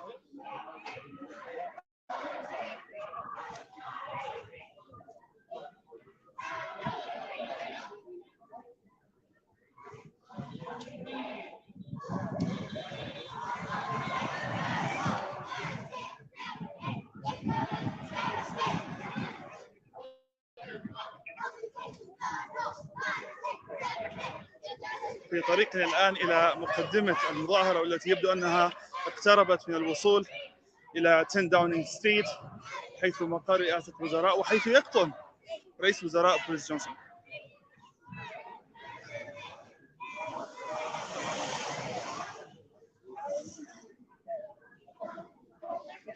أذكركم متابعينا بأنه يمكنكم متابعة البث المباشر لمنصة العرب في بريطانيا عبر الفيسبوك ويوتيوب وتويتر. كمان ندعوكم للتعليق بمشاركاتكم وآرائكم عبر التعليقات التي سيتم بثها تباعا على الشاشة.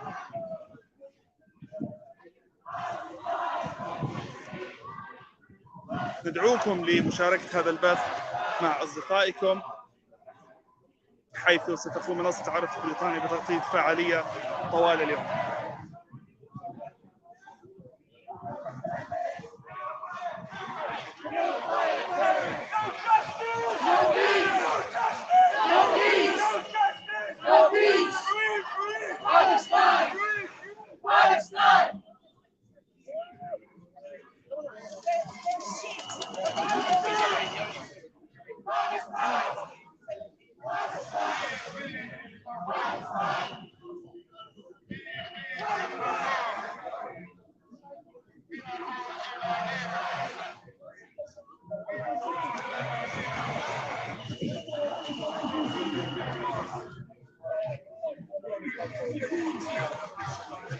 في الأعوام الأخيرة يبدو أن القضية الفلسطينية خرجت من إطارها كقضية للعرب والفلسطينيين فقط وحسب.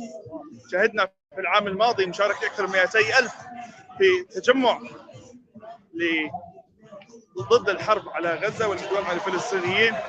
اليوم هذه القضية قضية فلسطين هي حاضرة في وجدان المجتمع البريطاني وفي وجدان المنظمين الأجانب في المجتمع البريطاني.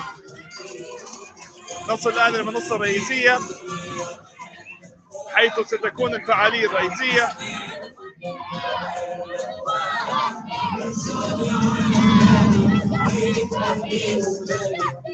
فترة الحشود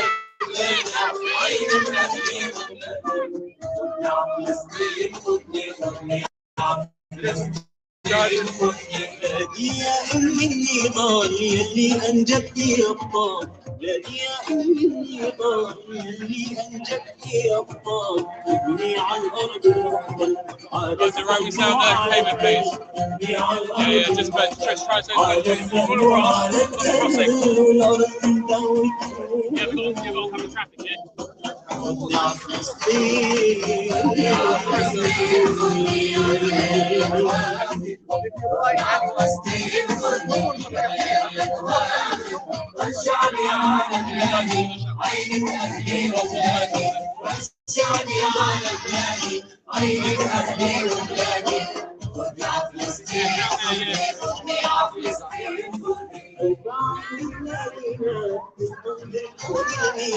زالت الحشود تحكي من ساحة ترافالغار سكوير.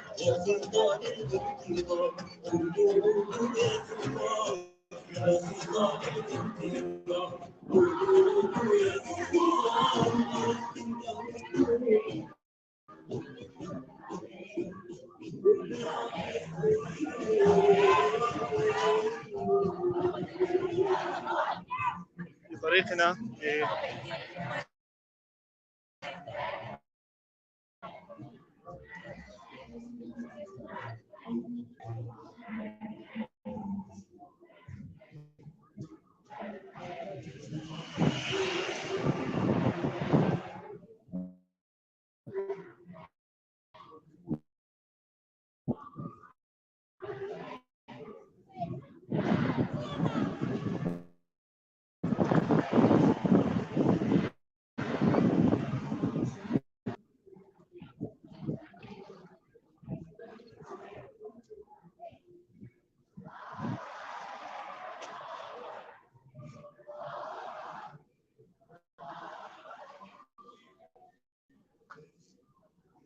مجددا مع الوجهة الأخيرة لتظاهرة اليوم حيث ستكون المنصة الرئيسية.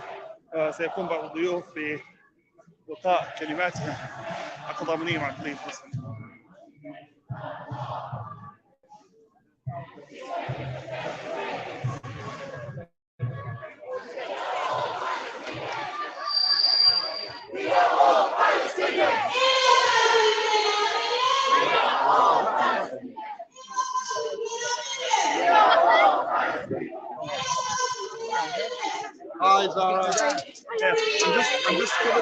You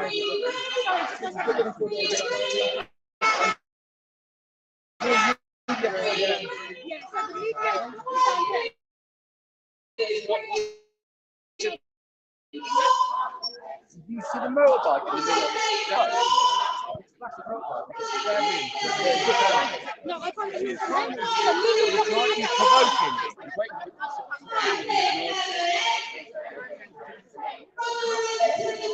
Palestine will be free! Palestine will be free! Palestine will be free! Palestine will be free! Free, free! Palestine! Free, free! Palestine! Free, free! Palestine! Free, free! Palestine! All right, now everyone is pulling in behind us. So as everyone pulls in behind us, I want us to be as loud as possible to the people in Downing Street, the people in Whitehall, and the people all the way back to where we started at the BBC can hear us. So I'm going to start again, and we're going to be as loud as possible, all right? So free, free! Free, free! Free, free! Free, free! In our thousands, in our millions! In our thousands, in our millions! In our thousands, in our millions! In our thousands, in our millions! And 1, 2, 3, 4, 5, 6, 7, 8. And what do we want? And when do we want it? And what do we want? And when do we want it? And what do we want? And when do we want it? And what do we want? I can't hear you. What do we want? And when do we want it? Free, free! Free, free! Free, free! Free, free! Free, free! Free, free! Free, free! Free, free! Now, most of you will have seen the brutal murder of Shireen the other day and the attack on the funeral yesterday. Now, we want to send a loud and clear message. Are you with me? You're going to have to shout a lot louder than that. When I say, from London to Jenin, you say, we want justice for Shireen. Can you do that? Okay. From London to Jenin. From London to Jenin. From London to Jenin. From London to Jenin. From London to Jenin. From London to Jenin. From London to Jenin. In our thousands, in our millions. We need to make them hear it, that we are in our thousands and we are in our millions, and that we will always, always stand with Palestine. So I want you to shout as loud as you possibly can. In our thousands, in our millions. In our thousands, in our millions. In our thousands, in our millions. In our thousands, in our millions. In our thousands, in our millions. In our thousands, in our millions. In our thousands, in our millions.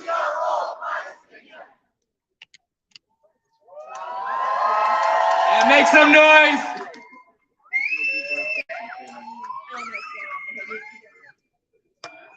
We know that our government is entirely complicit in Israel's crimes against the Palestinians. And that's why we're here today outside Downing Street to make sure Boris Johnson can hear us, that we stand with Palestine. So when I say Boris Johnson, you say shame on you, Boris Johnson! Boris Johnson! Boris Johnson! Boris Johnson! Boris Johnson! Boris Johnson! Boris Johnson! Boris Johnson! Boris Johnson! Boris Johnson! Boris Johnson! And to the media who refuse to call out Israel's crimes, who call it clashes, who blame the Palestinians, we march from the BBC. Let's say it.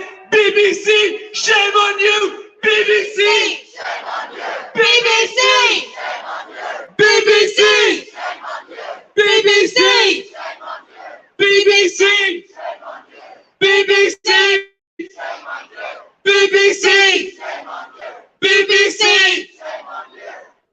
Make some noise for yourselves, people are still marching in!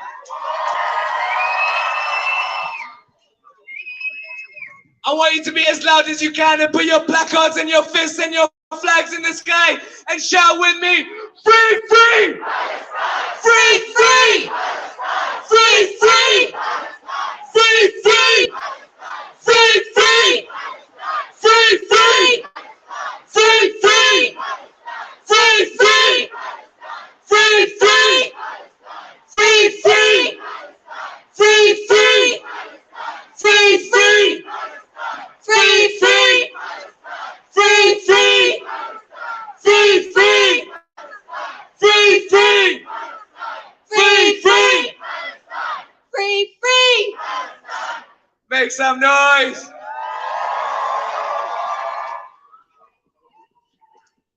And we will never, ever forget, nor will we let them forget what they did to Shireen and what they did to the people who were mourning her yesterday. So when I say, long live Palestine, you say, long live Shireen. Long live Palestine! Long live Shireen! Long live Palestine! Long live Shireen! Long live Palestine! Long live Shireen! Long live Palestine! Long live Shireen! Long live Palestine! Long live Shireen! Long live Palestine! Long live Shireen! Long live Palestine! Long live Shireen! Long live Palestine! Long live Shireen! Long live Palestine! Long live Shireen! Long live Palestine! Long live Shireen! Long live Palestine! Long live Shireen! Long live Palestine! Long live Shireen!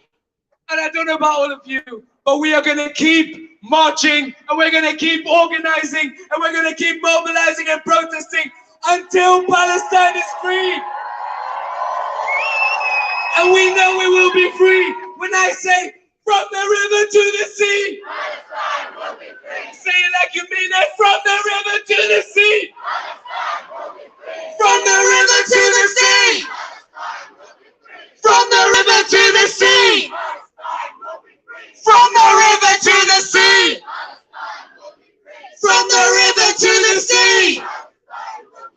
From the river to the sea. From the river to the sea. From the river to the sea. From the river to the sea. Free, free. Free, free. Free, free. Free, free. Free, free. Free, free. Free, free.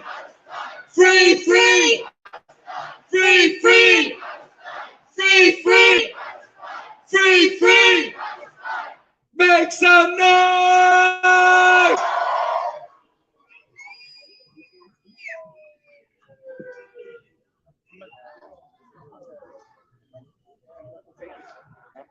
What's really great about our solidarity movement is that we come from all over. And just standing here now, I can see flags. I can see a West Papuan flag. I can see a Western Saharan flag. Both places that are also under occupation. So when I say from London to Palestine, you guys say occupation is a crime. So from London to Palestine. Occupation is a crime. From London to Palestine. Occupation is a crime. From London to Palestine. Occupation is a crime. From London to Palestine. Occupation is a crime. From Kashmir to Palestine. Occupation is a crime. From Kashmir to Palestine. Occupation is a crime. From Kashmir to Palestine. Occupation is a crime. From Kashmir to Palestine. Occupation is a crime. From London to Palestine. Occupation is a crime. From London to Palestine. Occupation is a crime. From London to Palestine. Occupation is a crime. From London to Palestine. Occupation is a crime. From London to Palestine. Occupation is a crime. Free, free. Palestine. Free, free. Free, free. Free, free. Palestine. Free, free. Palestine. Free, free. Palestine. Come on, I want to see everyone's placards in the air, everyone's flags waving. When I say 1, 2, 3, 4. Occupation no more. 5, 6, 7, 8. Israel is a terrorist state. I'm 1, 2, 3, 4. Occupation no more. 5, 6, 7, 8. Israel is a terrorist state. I'm 1, 2, 3, 4. Occupation no more. 5, 6, 7, 8. Israel is a terrorist state. I'm 1, 2, 3, 4. Occupation no more. 5, 6, 7, 8. Israel is a terrorist state.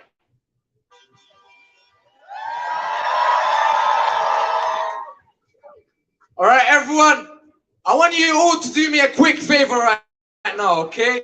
I'm just gonna make a quick request. This one's for everyone. I want everyone to put their placards down and to put their fists up high in the air. Can we all do that together? Can we put our placards down and to put our fists up high in the air? We're gonna put our fists up for Shireen. We're gonna put our fists up for the mourners that were carrying her casket. And we're gonna put our fists up for the Palestinians that have been getting evacuated from their homes for the past 74 years in the memory of a Nakba.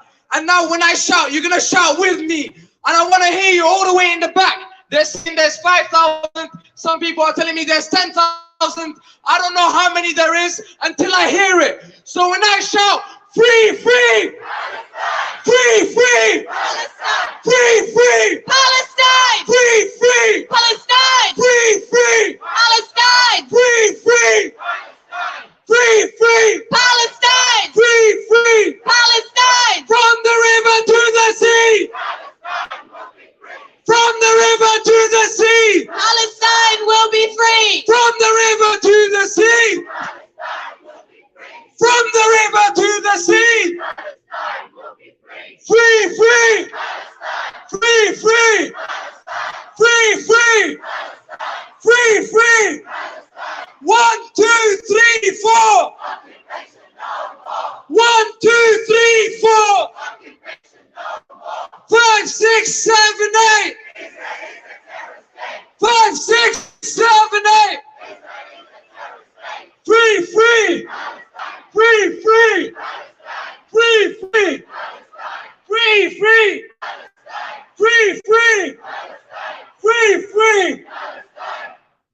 Now I don't know if you all know what happened lately, but something very bad has happened lately and something unacceptable.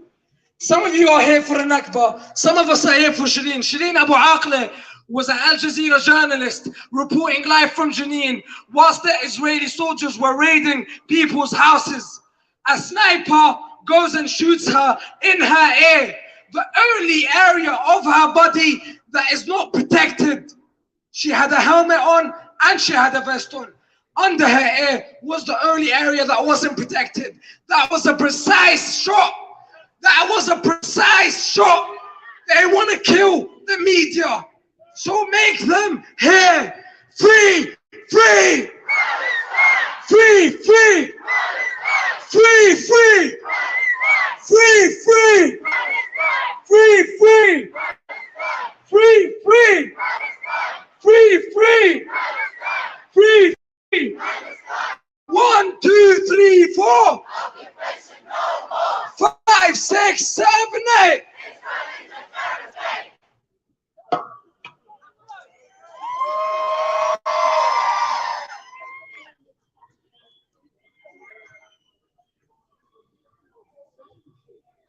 All right, this is an incredible turnout. I can still see people coming in. So we've got to keep up the noise for just a little bit longer. So when I say in our thousands, in our millions, in our thousands, in our millions, in our thousands, in our millions, in our thousands, in our millions, in our millions, in our billions, in our millions, in our billions, and in our thousands, in our millions, in our thousands, in our millions, in our thousands, in our millions. Free, free, free, free, free, free, free, free, free, free, from the river to the sea, from the river to the sea, from the river to the sea, from the river to the sea, from the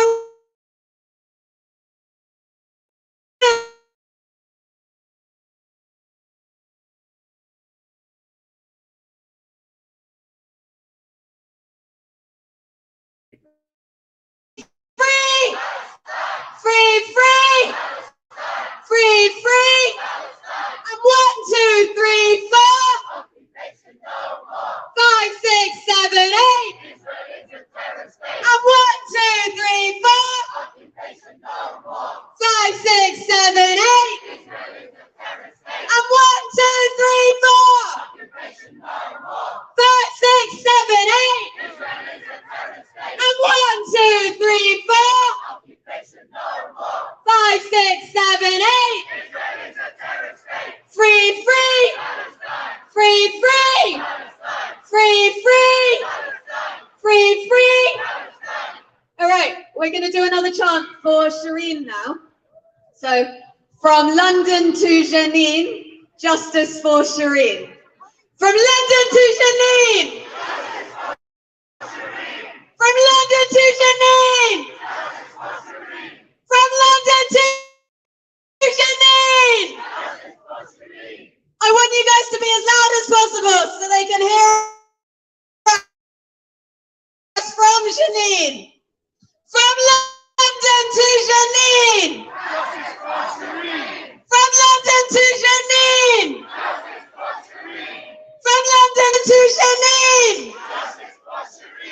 From London to Janine. From London to Janine. Because in our thousands, in our millions, in our thousands, in our millions, in our thousands, in our millions, in our thousands, in our millions,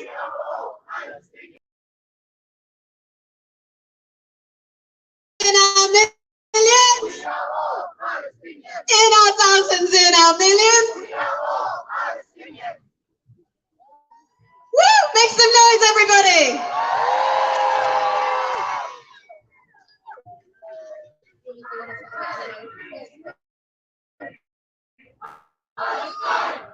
Make some noise for yourselves! Let's not forget why we're here. When I say, what do we want? You say, justice! What do we want? Justice! When do we want it? Now! What do we want? Justice! When do we want it? Now! What do we want? Justice! When do we want it? Now! What do we want? Justice! When do we want it? Now! What do we want? Justice! When do we want it? Now! What do we want? Justice! When do we want it? Now! What do we want? Justice! When do we want it? Now! No justice! No justice! No justice! No justice! No justice! No justice! No justice! No justice! As loud as you can! Free! Free! Free! Free! Free! Free! Free! Free! Free! Free! Free! Free! We're gonna start with the speeches now, so make some noise! Louder, come on! So, our first speaker is a very, very special person indeed. She's the MP for Coventry South, but more importantly, she's one of the most important and courageous voices standing up in Parliament for the rights of the oppressed. Not just the Palestinian people, the oppressed all over the world. Her solidarity is absolutely unshakable, and it is such a pleasure to introduce her. It's Zara Sultana MP!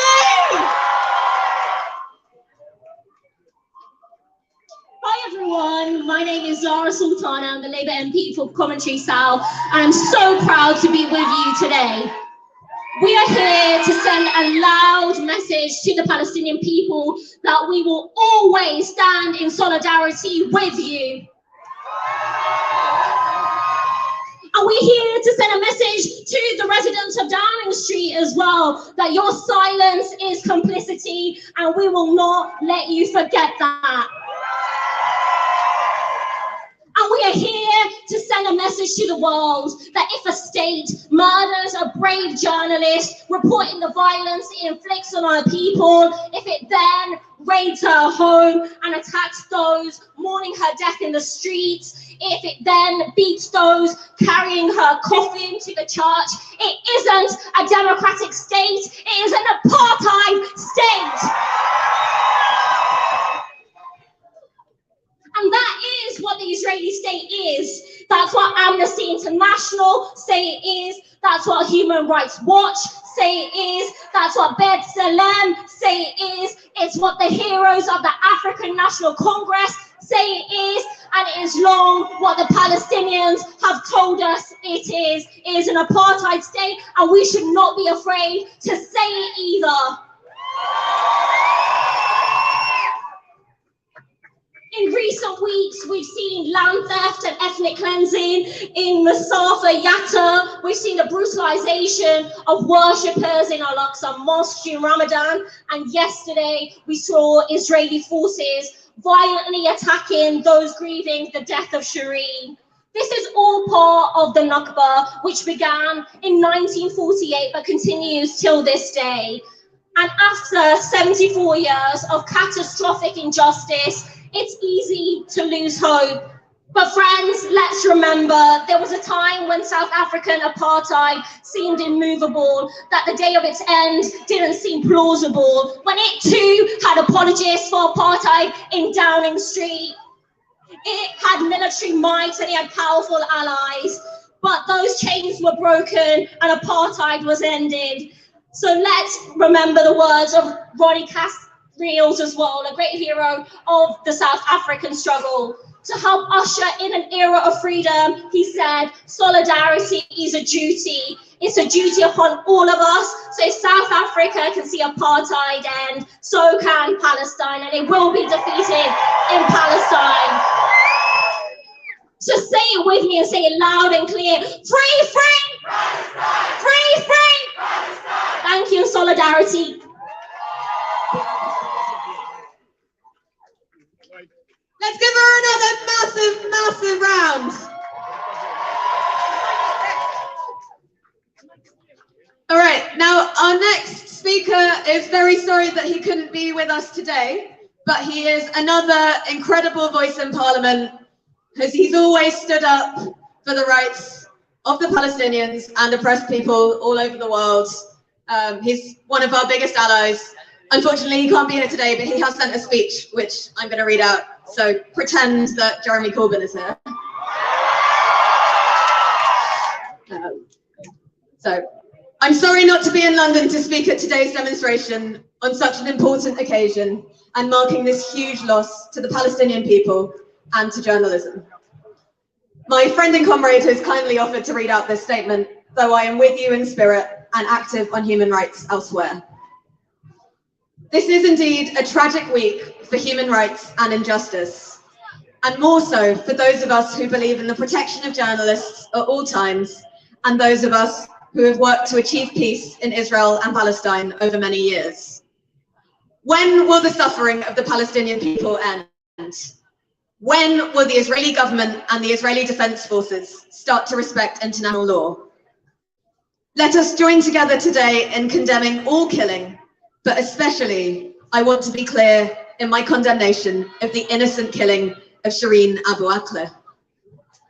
Our hearts must go out to Shireen's family, colleagues, and friends, and we must bring even more energy to upholding international law in the region and beyond. I know today's turnout will honour Shireen and all journalists who risk their lives on a daily basis. In Parliament this week, I raised the issue of journalists and their safety with the following words. The number of real journalists, very brave people who have stood up against oligarchs and dictators, have paid the ultimate price as a result by being murdered. They should be recognised.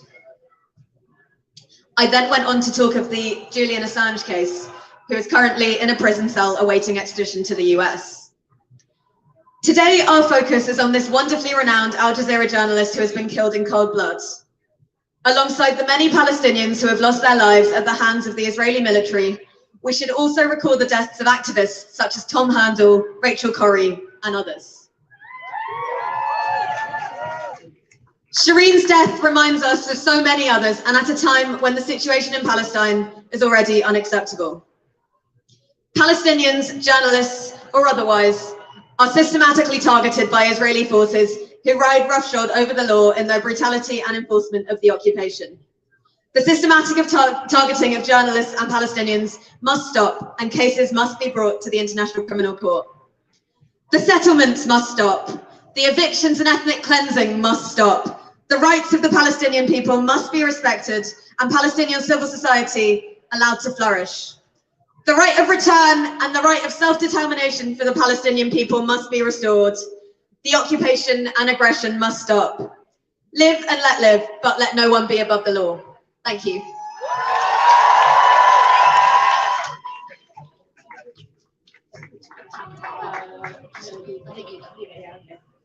So next up, we have a speaker whose name is Kate Hudson. So yeah, just a little introduction to who Kate Hudson is. She is representing CND, who's one of the organisers of today's rally, and she's the General Secretary of the CND. She's an absolutely great voice for campaigning for social justice against militarism and in the defence of the rights of the Palestinian people. So give it up for Kate Hudson.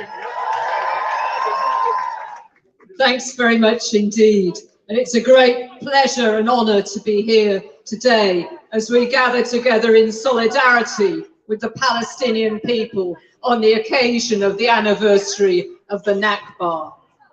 And we're also united here in our grief and in our rage at the killing, the barbaric killing of Shireen.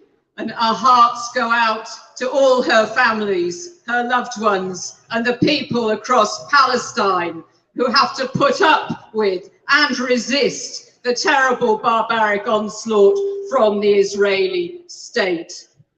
I know that I and millions of others across the world were so distressed and enraged seeing that film of Shireen's coffin and the protesters there, the mourners, being attacked by the police with batons and stun grenades. This is a crime, a terrible crime against humanity. But it's also, in its brutality, it's only the tip of the iceberg of the brutality of the Israeli state. And we're here today to condemn that brutality, but also to condemn the complicity of the British government and the British state in that brutality. And particularly as we stand here beside Downing Street, I want to remind you that since 2015, when the Conservative government was elected, they have sold over £400 million worth of weapons to the Israeli state. And that terrible figure is 500% greater than it was in the previous 5 years. So that is a terrible escalation in military support by this Boris Johnson government to the Israeli state. And we have to condemn that and to oppose it. And when they send their aircraft, their bombs, their armaments, their vehicles, their radar, their new technological methods for killing people and repressing the people of Palestine, we have to stand up and say no. And we also must say no to the Israeli nuclear arsenal. They like to keep it a secret, but Israel has perhaps up to 400 nuclear bombs that could devastate and destroy the whole of the Middle East region and beyond. So we stand up and we say no to that. We cannot tolerate this brutality, this terrorism. We say no, and we stand up today together in unity until victory. Viva Palestine, viva Gaza. Make some noise for Kate. Let me hear you say free, free, free, free, free, free. I'm very proud to introduce our next speaker, who has always been a strong voice within the Jewish community in solidarity with the Palestinian people. He's from Jews for Justice for Palestine. He's a former captain of the convoy to Gaza. Make some noise for Glenn Secker. Before I start, I want to express our horror and outrage at the assassination of Shireen Akhlar. As a Jew for Justice for Palestinians, I want to be clear. It is not anti-Semitic, to condemn the genocide of Deir Yassin and the 19 other Palestinian villages in 1948, and the ethnic cleansing then and in 1967, or to condemn the colonial occupation, or Israel's collaboration with the fascist phalanges of East Beirut in 1982 in the massacre of Sabra and Shatila camps, or the massacre of Jenin in 2002, or the demolition of 60,000 Palestinian homes, or the imprisonment and torture, just torture of Palestinian children, or to condemn the 12 years of siege of Gaza and the regular bombardment of hospitals, schools, clinics and homes, just as we condemn Putin's bombardment of Ukraine. And it's not anti-Semitic to echo Ilan Pape when he says it's the hypocrisy about Palestine that emerges when we consider Ukraine. The solidarity with Ukrainian people is nowhere to be found when similar violence is directed at Palestinians. And it's not anti-Semitic to applaud Amnesty's report that Israel is committing the crime of apartheid. And therefore, I conclude that Israel's enterprise is racist. Desperate to prevent these crimes against humanity gaining traction in the world's media, Israel's policy is to assassinate the truth bearers. That's why Shireen and 40 other Palestinian journalists have been murdered. As Jews, our integrity stands on our solidarity with the Palestinians. We are the Jews who will always speak out, will always stand with the oppressed, because a people who oppress another can never themselves be free. And when I say a people, let me be clear, I do not mean all Jews. When I say a people, I mean Israel, whose state is practicing apartheid. There are hundreds and thousands of Jews here in America, Canada, Europe, Australia, around the world who do not identify with Israel, who do not hold Israel at the core of their being. It is we who stand full square between the boycott, behind the boycott, disinvestment and sanctions of every settlement, every weapons manufacturer, every bank, company, organisation or cultural group that is involved in the occupation or the violation of Palestinian human rights, just as we were with South Africa. Boycotting the oppressors is not anti-Semitic. For me, it is the opposite. I cannot be both a Jew and an oppressor. I have a choice. My choice, our choice, is solidarity with the Palestinians.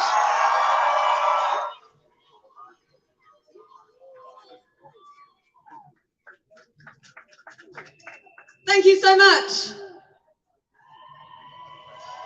So our next speaker is the Deputy President and former chair of the Stop the War Coalitions, who are one of the organisers of today's rally.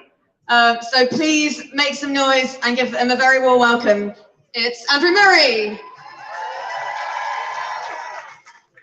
Thank you, and it's an honour to bring greetings to this rally today from the Stop the War Coalition, which has stood with the Palestinian people since we were first founded 21 years ago, because we know that there will never be peace in the Middle East without justice for the Palestinian people.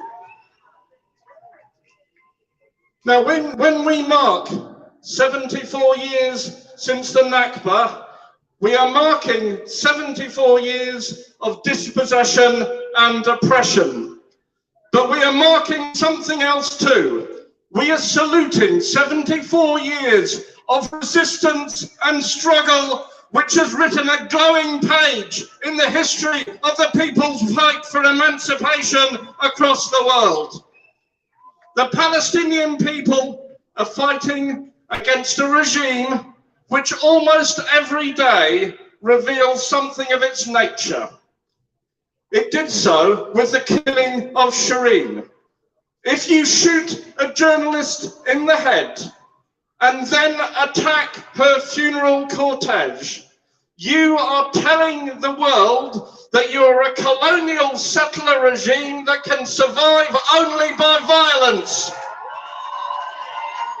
And you are also telling the world that you are a very stupid regime, because everyone seeing those pictures realizes that with every blow struck on the people carrying Shireen's coffin, Israel is exposing itself before the world. But that's not even the half of it. In the last week, we saw an Israeli court order the eviction of 3,000 Palestinians from land on which they have lived for generations in order to give the Israeli army a firing range. Now, the Israeli army has turned Gaza, Lebanon, and much of the Middle East into a firing range over the last generations. Yet this is the reason being used to destroy Palestinian villages and evict Palestinians from their home. And at the same time, the government of Israel has announced it's putting 3,000 new settler homes in the occupied West Bank. What sort of regime does that? It's an apartheid regime that's recognized as such throughout the world. The regime that does this is a racist endeavor, and we must oppose it, and we must oppose those British politicians. Yes, Boris Johnson, but yes, also Keir Starmer, who write blank checks for this regime. And we will help the Palestinian people secure their freedom when we defeat Johnson and Starmer and all Israel's collaborators in Britain. Thank you very much.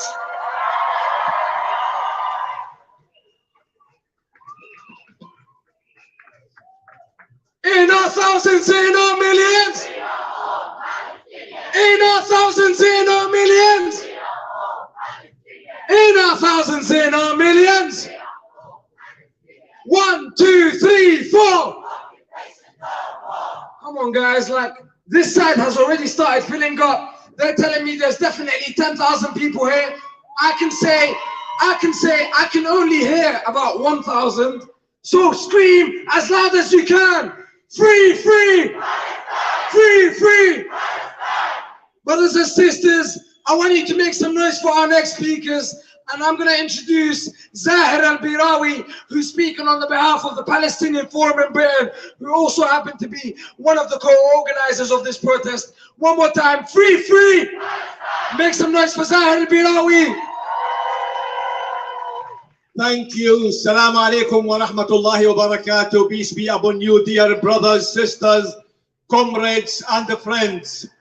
On behalf of the Palestinians in Britain, and on behalf of the Palestinian people living under the Israeli occupation in Jerusalem, Gaza, West Bank, and in our cities and towns occupied 1948, and on behalf of the family of the murdered prominent journalist Shireen Abu Akleh, on behalf of them all, I salute you and appreciate your support, solidarity, and commitment to truth, freedom, and justice.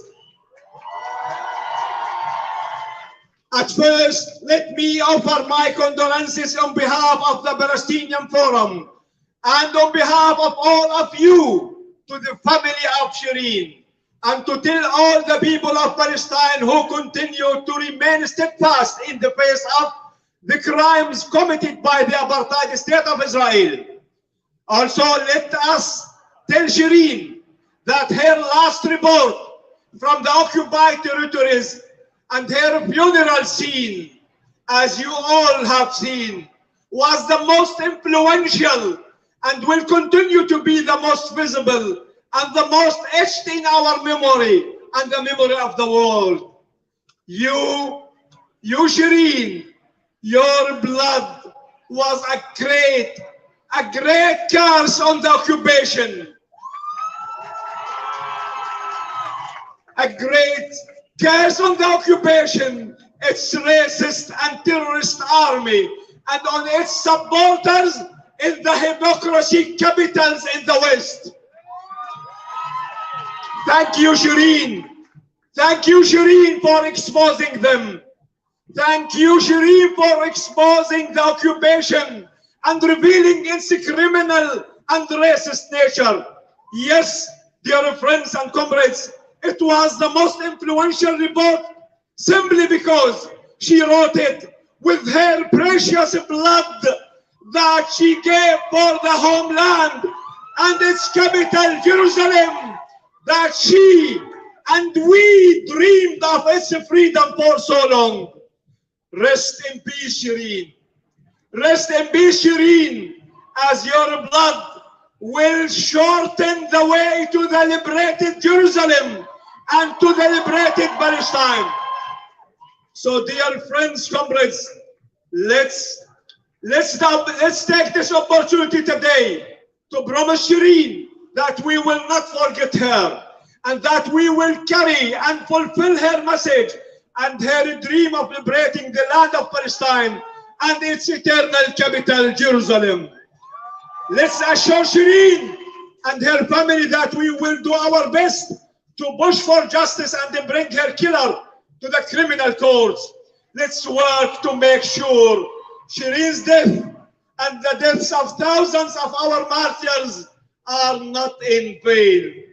We have no doubt that Shireen's blood will remain a testament to the ugliness of the occupation and a curse on its terrorist army who continue to kill our people in Palestine since the Nakba in 1948. Dear friends, comrades, every year we stand here to commemorate the Nakba and to remind the world of its hypocrisy. We stand here year after year to remember the homes, towns, and villages that were uprooted and the hundreds of thousands of Palestinians who were and who continue to be forcibly expelled from their land. We stand here to highlight the absolute silence of the world in the face of these crimes. Silent while our people are massacred. Silent while our people are displaced, and silent while their land and possessions are stolen. As the silence continues, with it continues the murder. As the silence continues, with it continues the stealing. As the silence continues, with it continues the occupation.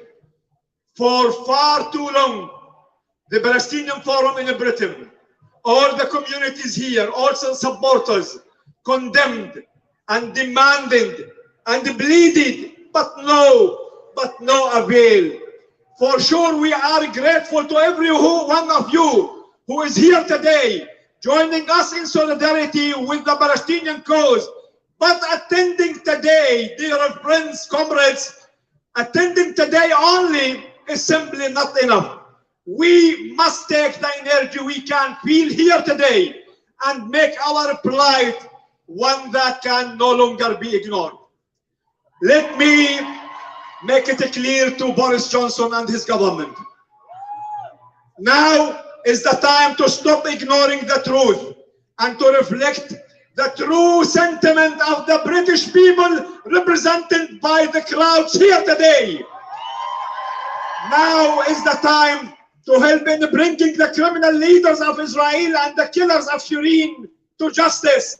Now is the time to right the wrongs for this crime and many of the horrific crimes committed against the Palestinian people since Balfour Declaration and since the Nakba until this very day. Friends, comrades, before I finish my speech, there must be a message for the leaders of the apartheid state of Israel. You will never enjoy peace. You will never enjoy peace if you continue your occupation of our land and if you continue your war crimes against our people in Palestine. Dear comrades, they say the old will die and the young will forget. 74 years later, we have not forgotten, and our young generations will never forget. We will continue to exist and resist until we return. And by God, we promise to return to our free Palestine. Free, free Palestine! Free, free Palestine! Free, free! Free, free! Free, free! Free, free! All right, so you guys, for those of you that marched with us, you'll have seen that at the front of the march, we had a group of Palestinians holding keys, which is the eternal symbol of Palestinian return. So we've got one of those key holders coming up to speak to us now. But before that, we're going to make a quick link, because this next speaker, there's something that pointed out to me that I wanted to mention to you all today. Now, if you guys are aware of the facts of what's been happening lately, the journalist Shireen Abu Akleh, she got assassinated, because we need to focus on one thing, right? Because some people were saying there was jostling, some people were saying she got killed, we don't know who killed her. No. She got assassinated by an Israeli sniper, okay? And she got assassinated whilst covering the events of the Israeli raids of the towns, of the homes in a special Palestinian town, a very important Palestinian town that goes by the name of Jenin. My next speaker is a Palestinian researcher, organizer, and a writer that has been working for BDS, which is boycott, divestment, and sanctions on all Israeli products and everything Israeli related. And the reason why I mentioned the story of Jenin is because, brothers and sisters, I want you to make some noise for the next speaker, Jenin Hourani.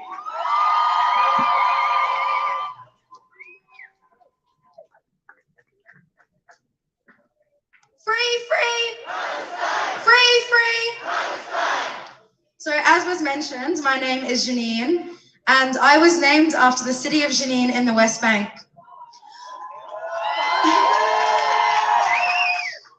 I was 8 years old when I watched Shireen Abu Akleh reporting on the Jenin massacre. I grew up knowing that Palestinian resistance ran through my blood. But in that moment, as I listened to Shireen narrate the atrocities happening in my namesake city, I realized how inseparable the Palestinian struggle is from my very identity. Shireen facilitated our generation's political awakening. It is because of her that our generation knows what Palestinian resistance looks like.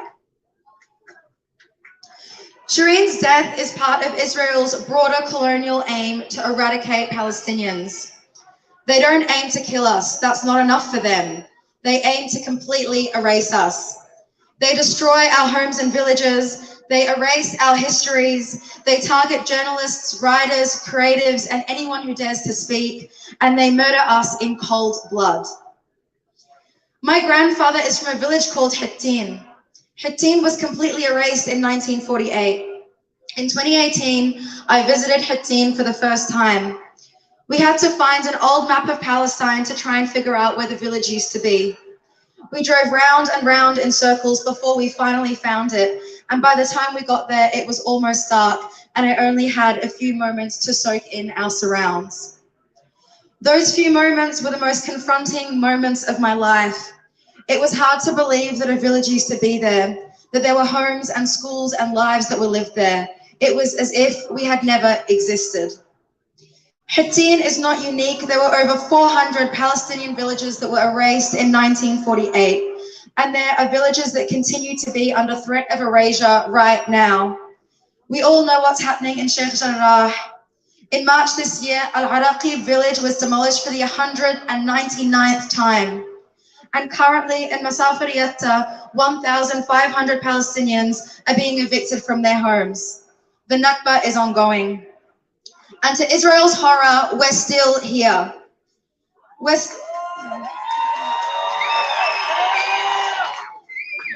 We're still sharing our stories, our histories, our truth.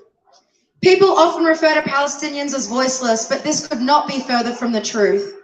Shireen Abu Akleh was a voice for our struggle, and that's exactly why she was murdered. The Israeli regime saw Shireen's power as a threat to their fragile, illegitimate state. The press jacket that was meant to keep her safe marked her for execution, not protection. There is no such thing as the voiceless, only the deliberately silenced. They want to silence anyone who dares to speak the truth of Israel's brutal genocidal regime. Shireen Abu Akleh is the 55th journalist to be murdered by Israel and one of many martyrs who have been killed in attempts to silence Palestinians. The first was Ghassan Kanafani back in 1972. Yesterday, we saw horrific footage of Israeli forces attacking Palestinians at Shireen's janazah. They're attacking people at a funeral because they realized that although they murdered Shireen, they couldn't kill her. They can try as hard as they want to silence us, but we're only gonna get louder. Whether they try to erase our village and demolish our homes, target journalists, writers, creatives, and anyone who dares to speak the truth, or try to silence us through IHRA definitions and anti-BDS legislation, we will never be silenced. It's true that the Nakba is ongoing, but so is our resistance. My grandparents resisted, my parents resisted, I resist, and so will my children. We will resist until every inch of Palestine is free, from the Jordan River to the Mediterranean Sea. Free, free! Free, free! Thank you.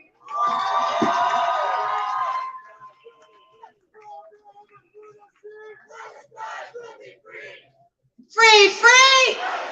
Free, free! Free, free! Free, free! Free, free! 1, 2, 3, 4! 5, 6, 7, 8! And 1, 2, 3, 4! 5, 6, 7, 8! And 1, 2, 3, 4! 5, 6, 7, 8! All right, I want to see everyone's placards high in the air. And 1, 2, 3, 4! 5, 6, 7, 8! And 1, 2, 3, 4! 5, 6, 7, 8! Free, free! Free, free! Free, free! Free, free! Free, free! Free, free! Free, free! Free, free!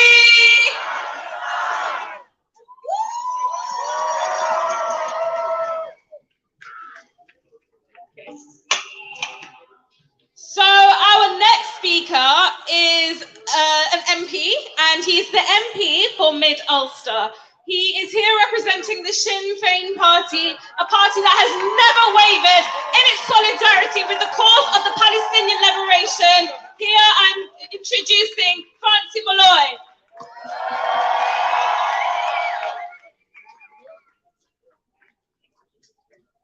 Thank you very much indeed. It's a great honour and a privilege to join the platform here today. An honour for me to be here to join with you, the Palestinian people. We are all Palestinians. I'd like to send my solidarity and that of Sinn Féin, my political party, in solidarity with freedom-loving people, the Irish people across the world, with the Palestinian people to mark the 74th anniversary.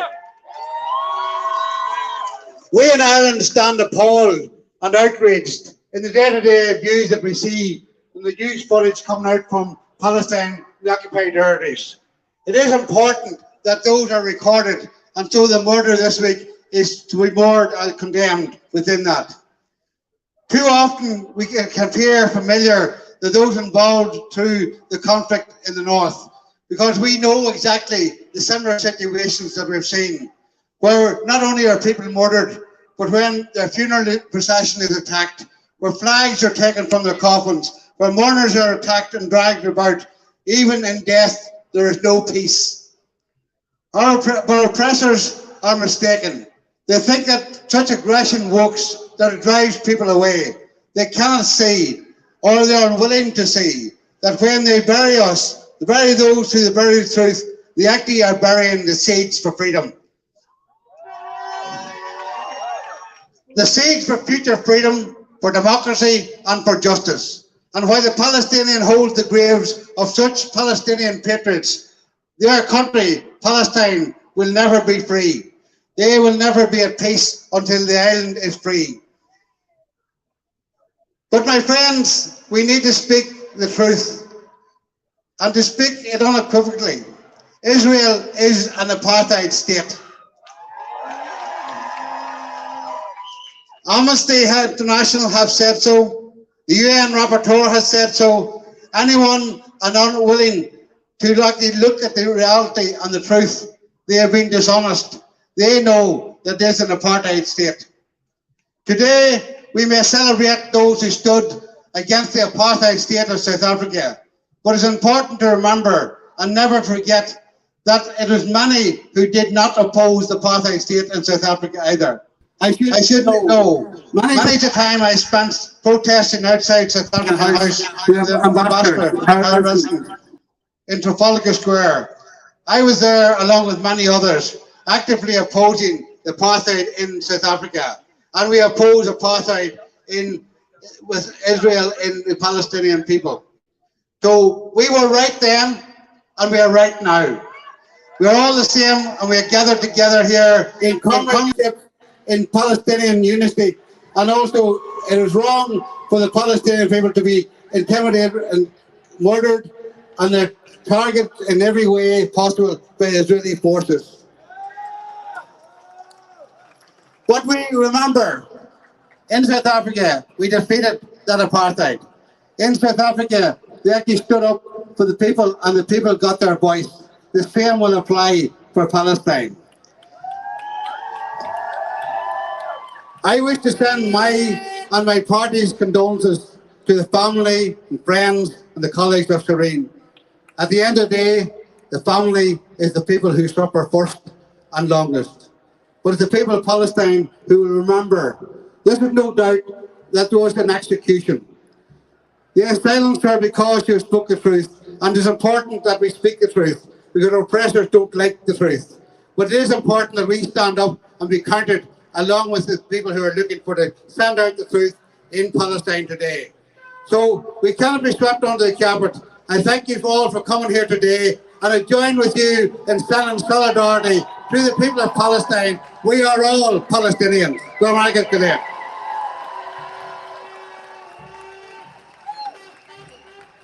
All right, I want everyone to keep making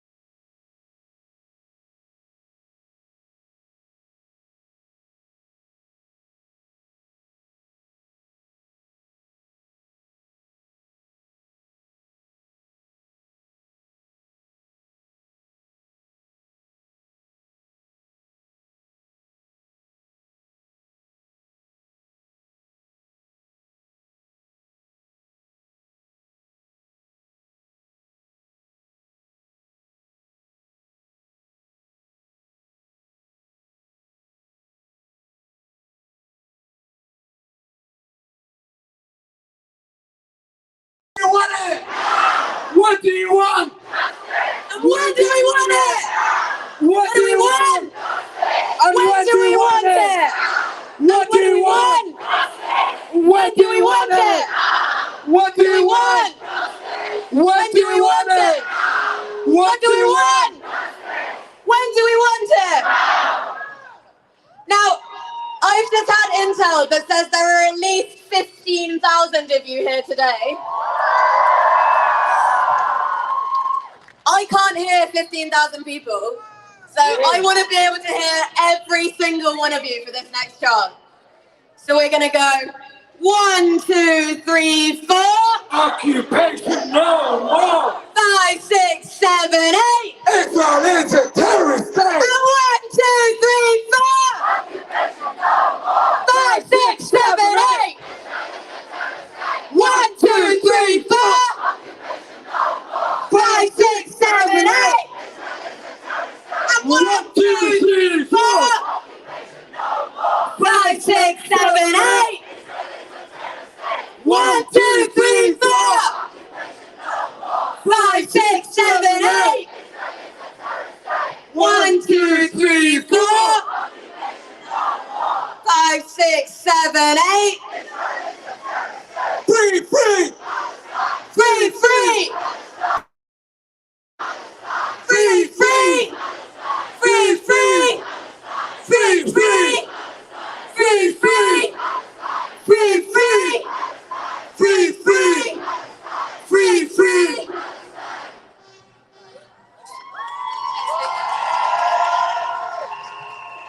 All right.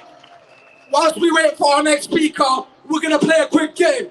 I've got people on my right, I've got people in the middle, and I've got people on my left.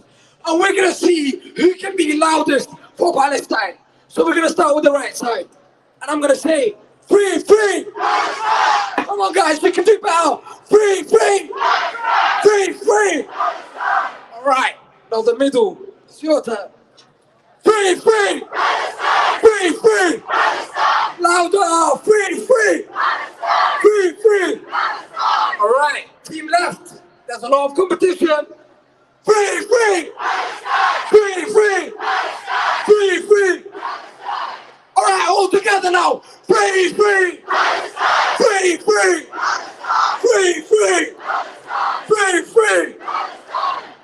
All right, now with the same level of noise, I want you to give me a big shout if you are a member of a trade union.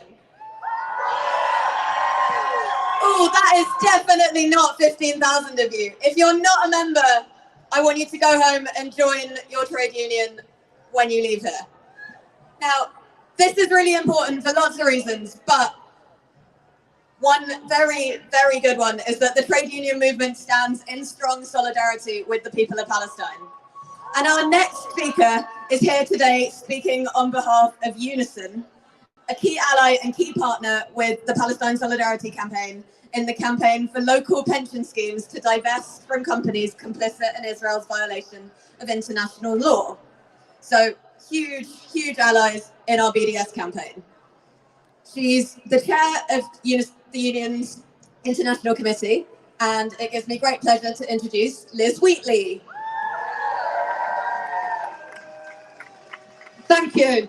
And Unison has a very long and proud history of solidarity with the people of Palestine. And I'm really, really proud to be speaking here, to have marched with you all, for our local branch banner to be here with you all as well. And I'm very proud to be speaking today to represent our union and our union's international committee. And we join the international trade union movement, and particularly the International Federation of Journalists and trade unions throughout the world in condemning the brutal murder of Shireen Abu Akleh. And we send our solidarity and deepest condolences to her family, her colleagues, her friends, and to all the Palestinian people who mourn her murder. And of course, we all witnessed the scenes at her funeral. Even as her body was laid to rest, the security forces attacked the pallbearers carrying her coffin. But actually, they can't silence our cause for freedom and justice. Just like they couldn't silence the bells that rang out over occupied East Jerusalem in Shireen's honour.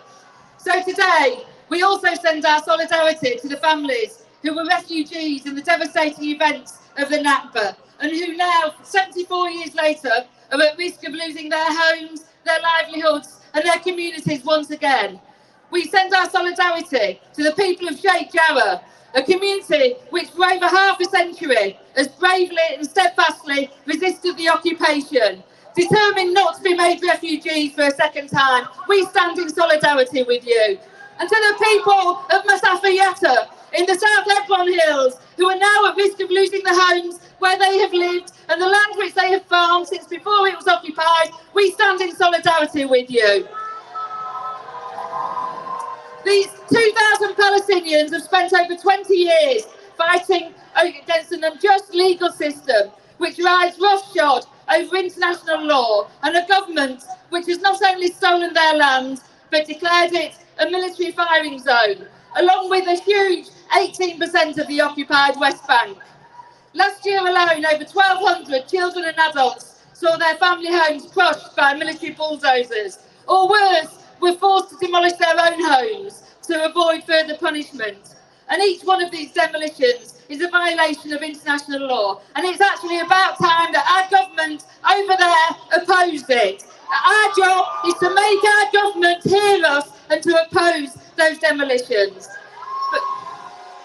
And we also demand, we're public sector workers, we demand that our pensions are not invested in the companies that provide the bulldozers or profit from the illegal settlements. But when we do that, the Tories introduce anti-BDS laws which try and undermine our work, to undermine our work defending workers' rights in Palestine, but also across the globe. Because BDS is a legitimate and a practical way to force the Israeli government to end its repression of the Palestinian people, and we will continue to defend it. So as a trade union, we call for and we campaign for justice for Shireen, for justice for Masafa Yasser, for justice for Sheikh Jarrah and justice for Palestine. Unison stands in solidarity with you, and we will continue to stand in solidarity with the people of Palestine until justice and freedom prevails. Now, some of you are as old as me and can remember the night that we watched on the TV the LAPD police attacking Rodney King. People took to the streets after that and a cry went up, and it's a cry that's relevant to us. So join me in saying it. No justice, no peace. No justice, no peace. No justice, no justice. Thank you.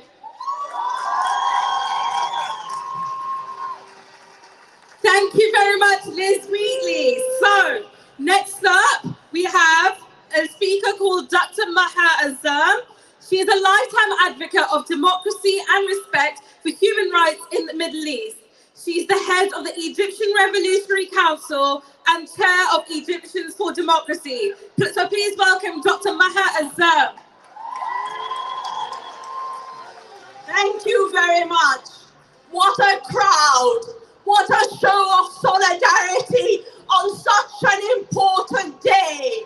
74 years ago, a crime was committed, and the crime continues today. And we are saying no to that crime, no to that injustice. And in your thousands, you turn out to say the wave of freedom is against the apartheid racist state of Israel. Say it loud and clear. Israel is an apartheid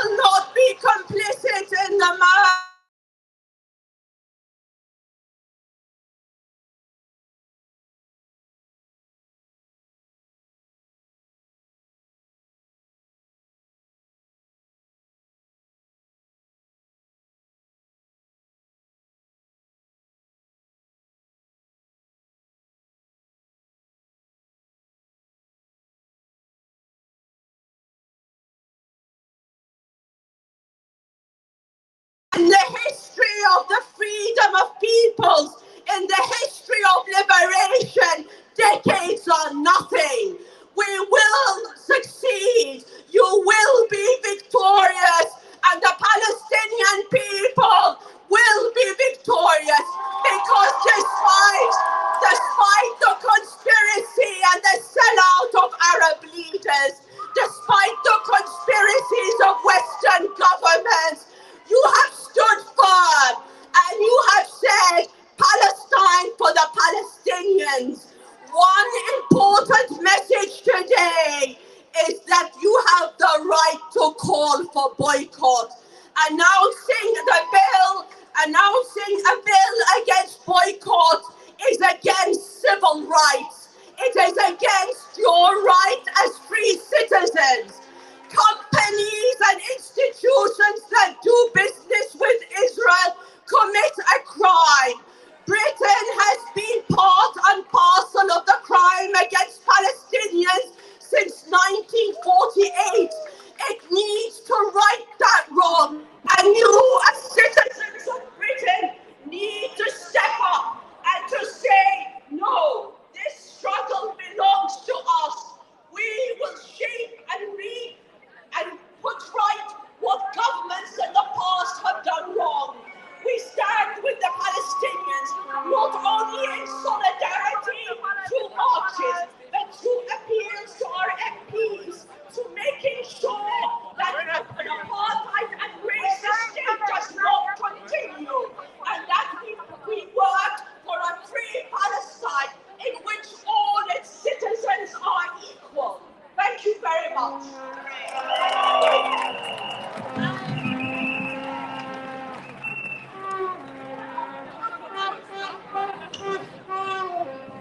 You guys have been quiet for too long. I didn't like it. Thank you to the speakers, though. Can we make a clap one more time? All right. Now we heard from the speaker.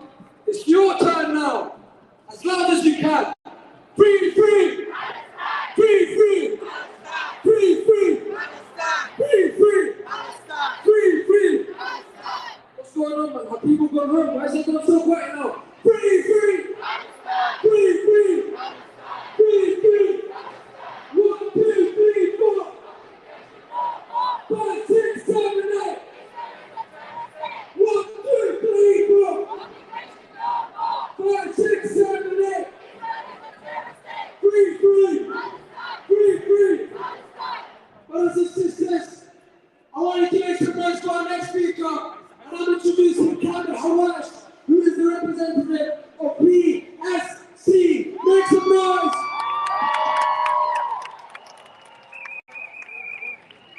Assalamu alaikum wa rahmatullahi wa barakatuh. I'll make a few words, I'll say a few words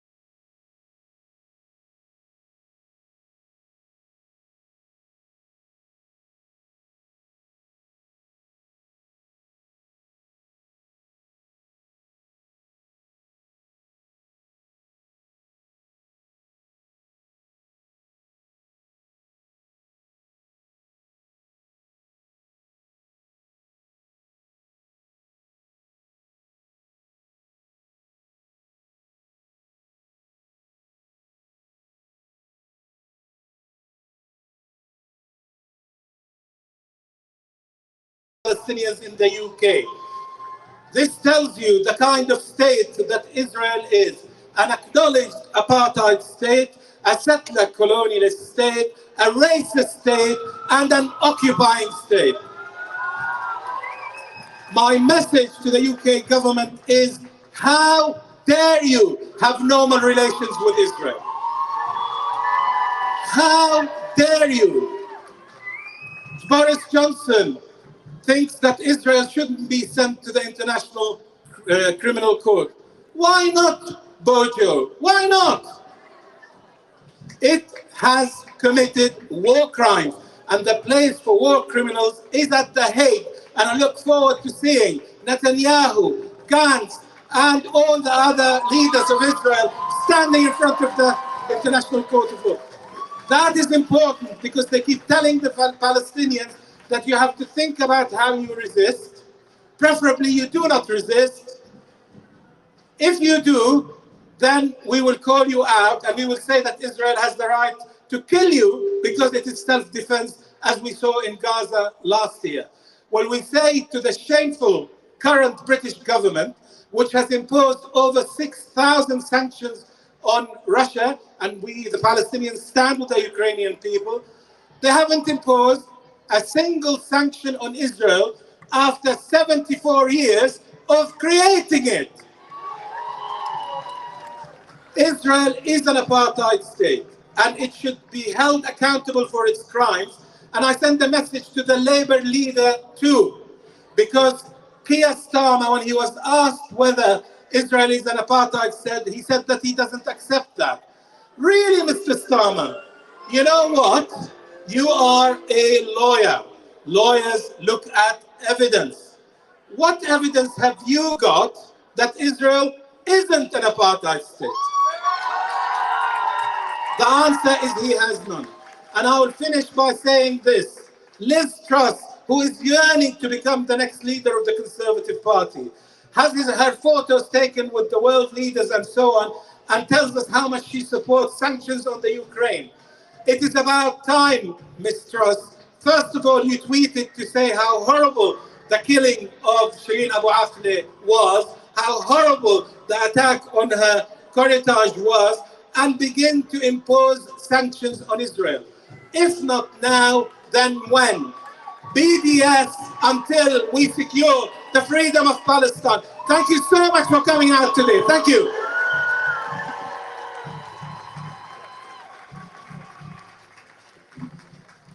Thank you, Kamal. That was absolutely amazing. So next, we've got a very important speaker, one of the current organisers of today's march. He is representing Muslim Association of Britain. We've got Mustafa Dabakh. Please give it up and give a warm welcome for Mustafa.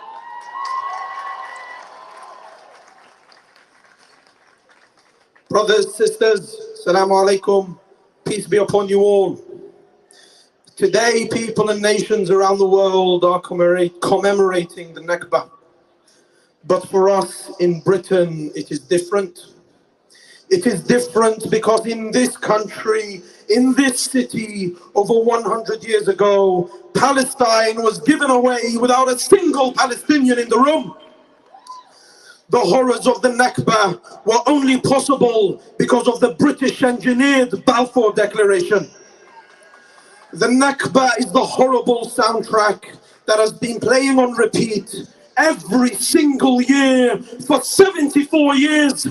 74 years of deafening silence, 74 years of occupation, 74 years of Nakba denial, 74 years of murder, and 74 years of apartheid.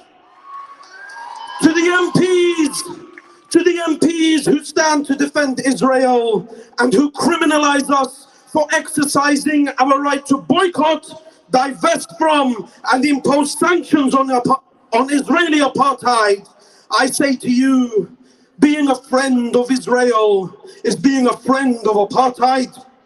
Defending Israel is defending apartheid. Shame on you!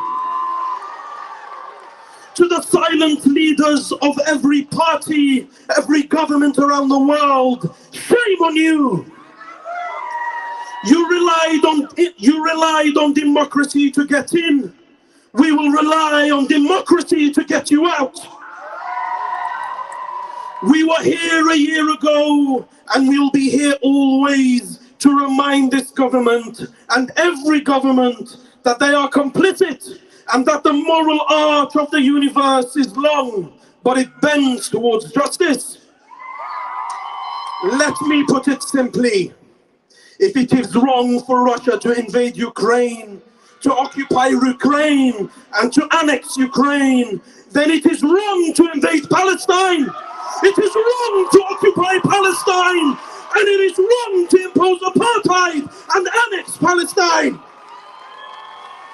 We are unwavering in our solidarity and call for freedom. And as we call for a free Ukraine, we call for a free Palestine. We will call for freedom from the river to the sea. We call for justice from the river to the sea.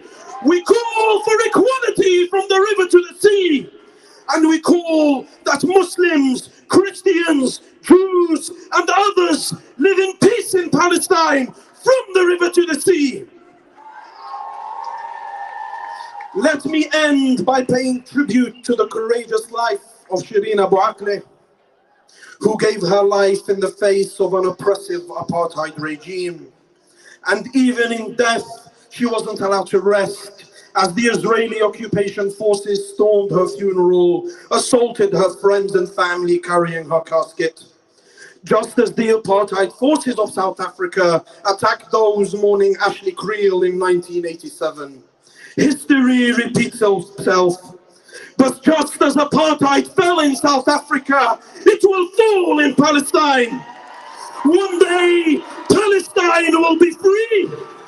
It will happen for 100 reasons, and because of the hundreds of thousands of people along the way. Yet in the top rank will be those like Shireen Abu Akleh, who have stayed in the occupied territories to witness every crime and every aggression. Her sacrifice has made sure that none of us today in this audience and none of those in power can ever say we didn't know what was happening in Palestine. It is why Israel killed Shireen. But if by killing her they thought they could silence Palestine, they were wrong. Hundreds of brave journalists and citizen journalists inspired by her will follow in her example as witness to Israel's crimes. So as I end, let me end with a prayer and a hope that we meet again next year in a Palestine that is free from the river to the sea. Free, free Palestine! Free, free Palestine! Thank you very much.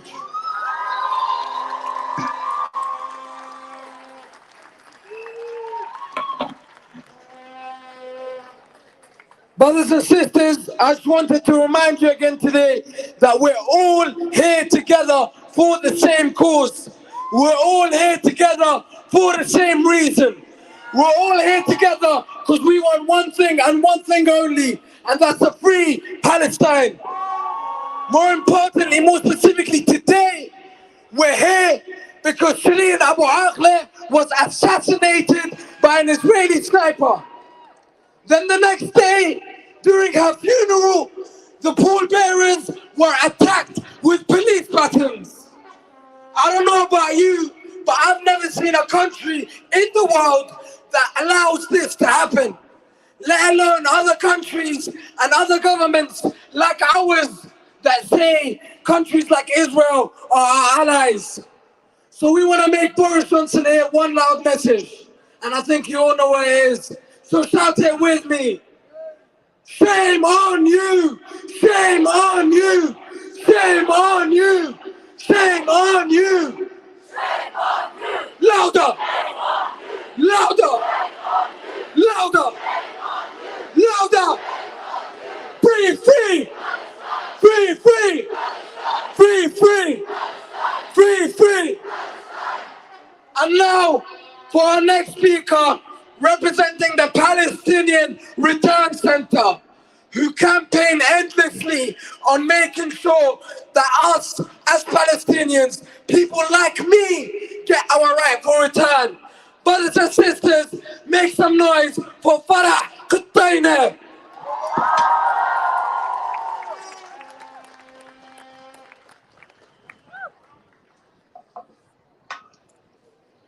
Hi everyone, salam everyone, and thank you for all being here today.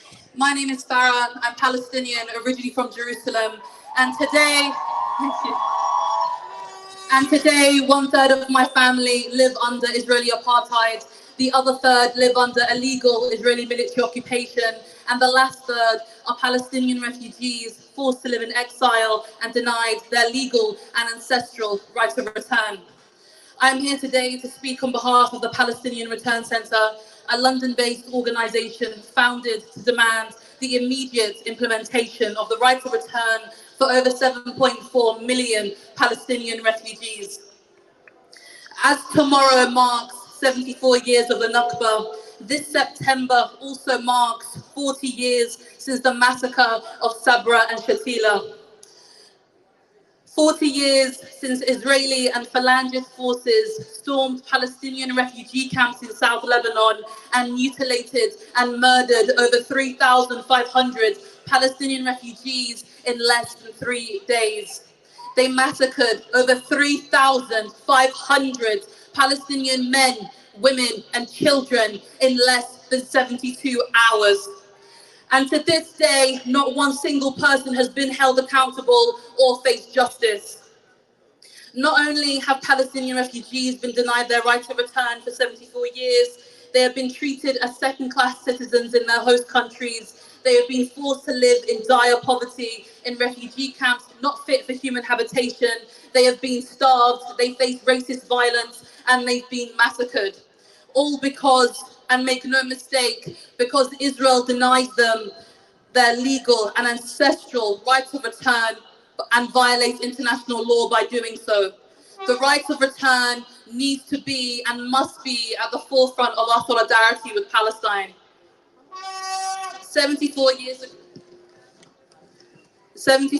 ago, Israel destroyed and ethnically cleansed over 560 Palestinian towns and villages. 74 years ago, Israel created the world's largest refugee population. Today, there are over 7.4 million Palestinian refugees. In 1948, Palestinian refugees fled for their lives and left everything behind except one thing, the key to their homes, on the belief that one day they will return, and they will return. We will return to Haifa, to Jaffa, to Nazareth, to Jenin, and we will return to Jerusalem, the capital of Palestine.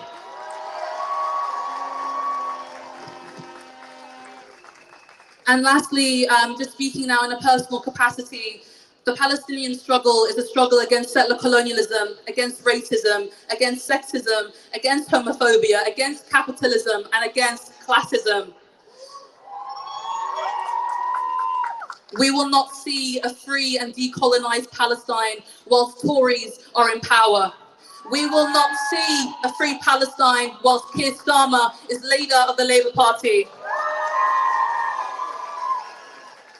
We will not see a free Palestine without a free Kashmir. We will not see a free Palestine without a free and united Ireland. And without deadly US sanctions being lifted off the people of Cuba. Without decolonization for the indigenous Aboriginal people and all indigenous people still being colonized. We will not see a free Palestine whilst oil and gas companies view Native American blood cheaper than oil.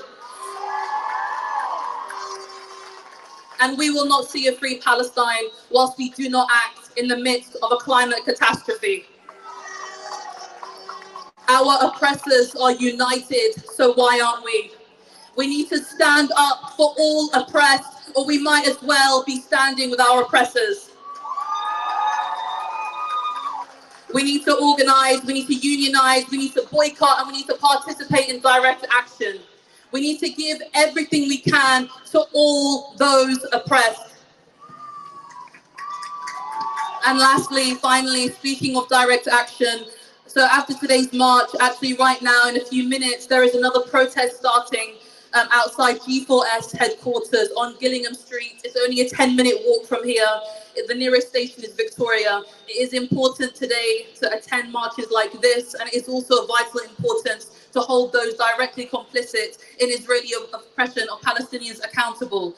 G4S is a British private security company that provides services, equipment, and training to the Israeli police. The same Israeli police who were attacking the mourners, carrying Shireen's coffin yesterday at her funeral. And we don't think it's quite right that G4S can operate as business as usual in London. So the protest is happening now in a few minutes. So from now, G4S HQ, Gillingham Street, nearest station is Victoria. Thank you.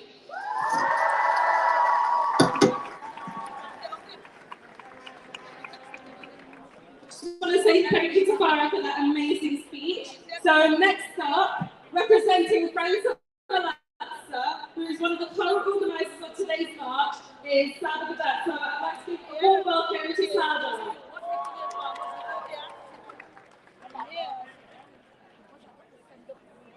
Thank you all for coming today to stand in solidarity with the Palestinians and commemorate 74 years of the Nakba. Once again, we are witnessing more and more shocking Israeli war crimes. In the past week, the journalist Shireen Abu Akleh was murdered in cold blood by the Israeli occupation forces.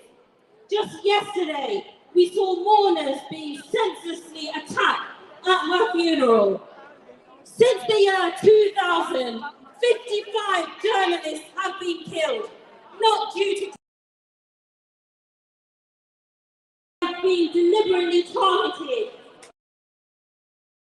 The deliberate attacking and killing of journalists is considered illegal under international law.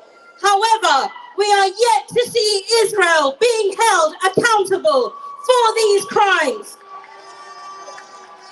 During the holy month of Ramadan, we saw the Israeli occupation forces once again attacking worshippers in Masjid al-Aqsa, the third holiest site in Islam. 2022 has also marked the invasion of Ukraine by Russia. We have seen the outrage, the downpour of support for the Ukrainians, and the calls from the international community to place sanctions on Russia. But where are the sanctions on Israel? Injustice everywhere should infuriate us, not just when it occurs in Europe. We are witnessing the clear hypocrisy when currently in the UK, anti-BDS bills for public bodies are being discussed. We must take a stand. We must come together and not allow ourselves to become desensitized to the many, many crimes being committed by Israel. The British government has been complicit in the illegal occupation of Palestine ever since the signing of the Balfour Declaration in 1917. Is it not therefore our right as British citizens to call on our government to end its arms trade with Israel? We must lobby our MPs to call for immediate sanctions to be placed on Israel for their countless and continuous war crimes. We have to continue campaigning, boycotting, and divesting. Join the movement, join Friends of Al-Aqsa, so that next year, in 2023, we won't be coming together to commemorate 75 years of the Nakba. Instead, we will be coming together to celebrate an end to the illegal occupation, an end to the ethnic cleansing and settler colonialism, and an end to apartheid. In 2023, we will be coming together to celebrate a free Palestine. Thank you.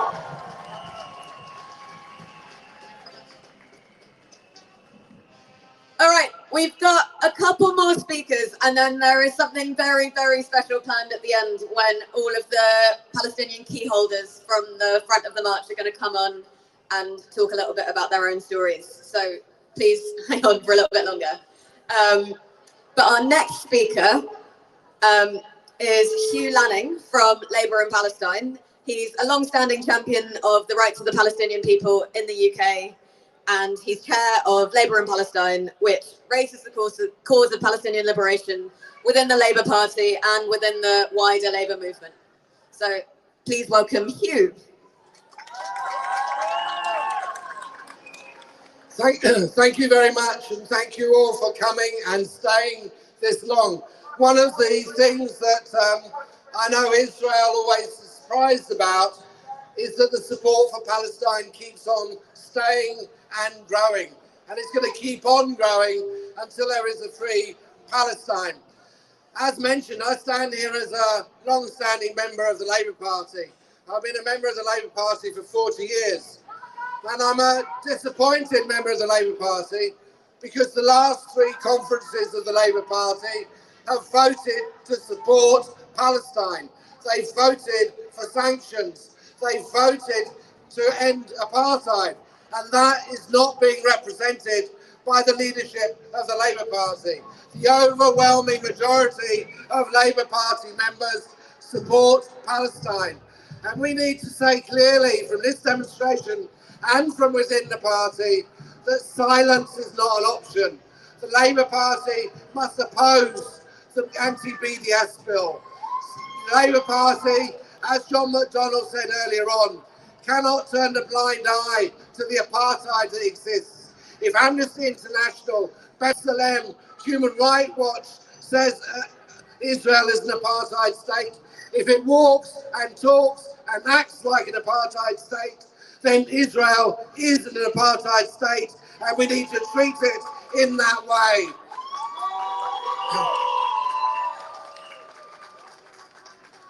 Today is to commemorate the Nakba in 1948. We need to remember that it was the British that enabled that to happen. It was the British that walked away and allowed the Nakba to take place. Before the Nakba, 94% of the land was owned by Palestinians. After the Nakba, the Israeli military controlled over 90% of the land. We allowed that theft and robbery of the Palestinian land to take place. There is a neo-colonial, anti-colonial charm which is give us back our land. We need to be behind the Palestinians, making sure they get back their land that has been stolen from them for generations and generations. This must be not the start. We know we've got fights against the anti-BDS bill. We know we've got fights inside and outside the Labour Party with the media to get the Palestinian story told. But the keys represent the right to return. Let us put all our weight behind ensuring that the Palestinians can get back their land, return to their homes. And the murder, assassination of Shireen. Palestine is overlooked by the wall, by drones, and by the watchtowers in the settlements. It wasn't accidental, it was targeted murder. We need to make sure they're held accountable for that. Free Palestine, thank you for coming today.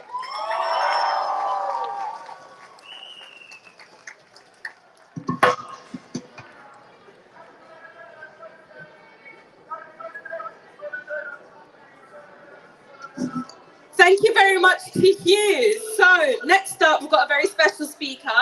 This is Jess Bernard that I'm going to be introducing.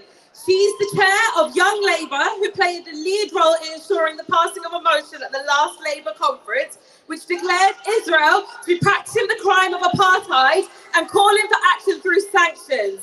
She refuses to be silenced in her support for the Palestinian people. So I'd like to give a warm welcome to Jess. Thank you so much. Free, free! Free, free! Free, free! Thanks, friends. Last September, Young Labour National Committee submitted a motion to our sovereign rulemaking conference. And that was passed overwhelmingly with the support of our trade union movements and thousands of members. And that motion condemned the ongoing Nakba. It noted what human rights organizations and what Palestinians themselves have been telling us for decades, that the system of oppression that Israel has established over Palestine meets the definition of apartheid. And we should call it what it is apartheid. And we called for Labour politicians, all of them, to be on the right side of history, to stand against apartheid and to support sanctions against Israel. And this week, the murder of the beloved Palestinian reporter Shireen, we've seen again the inhumane way the IDF treats Palestinians and mourners and those who threaten to expose the truth about this system. But they are ever more emboldened because each time they are exposed and Palestinians risk their lives to tell their stories, governments around the world stand by. If you defend a system that bulldozes graves, attacks religious buildings, murders reporters, tears people from their homes, burns down their livelihoods, and brutalizes men, women, and children in the streets, then you are an apologist for a brutal apartheid system and an illegal occupation. And history will remember, and we will الآن في remember. الخطاب الأخير وبعده سيصعد أطفال Our الفلسطينيين government, الثالث the والرابع people إلى that المسرح sit behind those حاملين walls, مفاتيح the leader of the العودة في opposition, دلالة على Keir Starmer, تمسكهم our public بحق العودة bodies, إلى companies أراضيهم and في فلسطين. corporations continue to give diplomatic, political and financial support to this apartheid system. And now the government is threatening our right to support the Palestinian call for BDS. To the British government, you cannot and you will not legislate away our solidarity with Palestine. And in the Labour Party, a party that claims to be anti-racist, we tell you this. This week, while Shireen was murdered by Israeli snipers, while she was trying to report on a raid of a refugee camp, a British Labour shadow minister, Wes Streeting, was being wined and dined on an all-cost covered propaganda trip to Israel, posting smiling photos with Israeli officials. And Keir Starmer, the human rights lawyer, against the wishes of thousands of our members, against our sovereign party policy, has dismissed that this is a system of apartheid. And today, Boris Johnson, Keir Starmer, Wes Streeting, and every single politician who have refused to act, all of the politicians who have refused to listen to the Palestinians and refused to acknowledge the abuses that are happening, must apologize to the people of Palestine. They must apologize. They must demand sanctions against Israel now. And if they won't do it, it's time they stand aside for somebody who will deliver a free Palestine. We won't be on the wrong side of history. Solidarity means standing with the oppressed and never with the oppressor. No justice, no peace, free Palestine.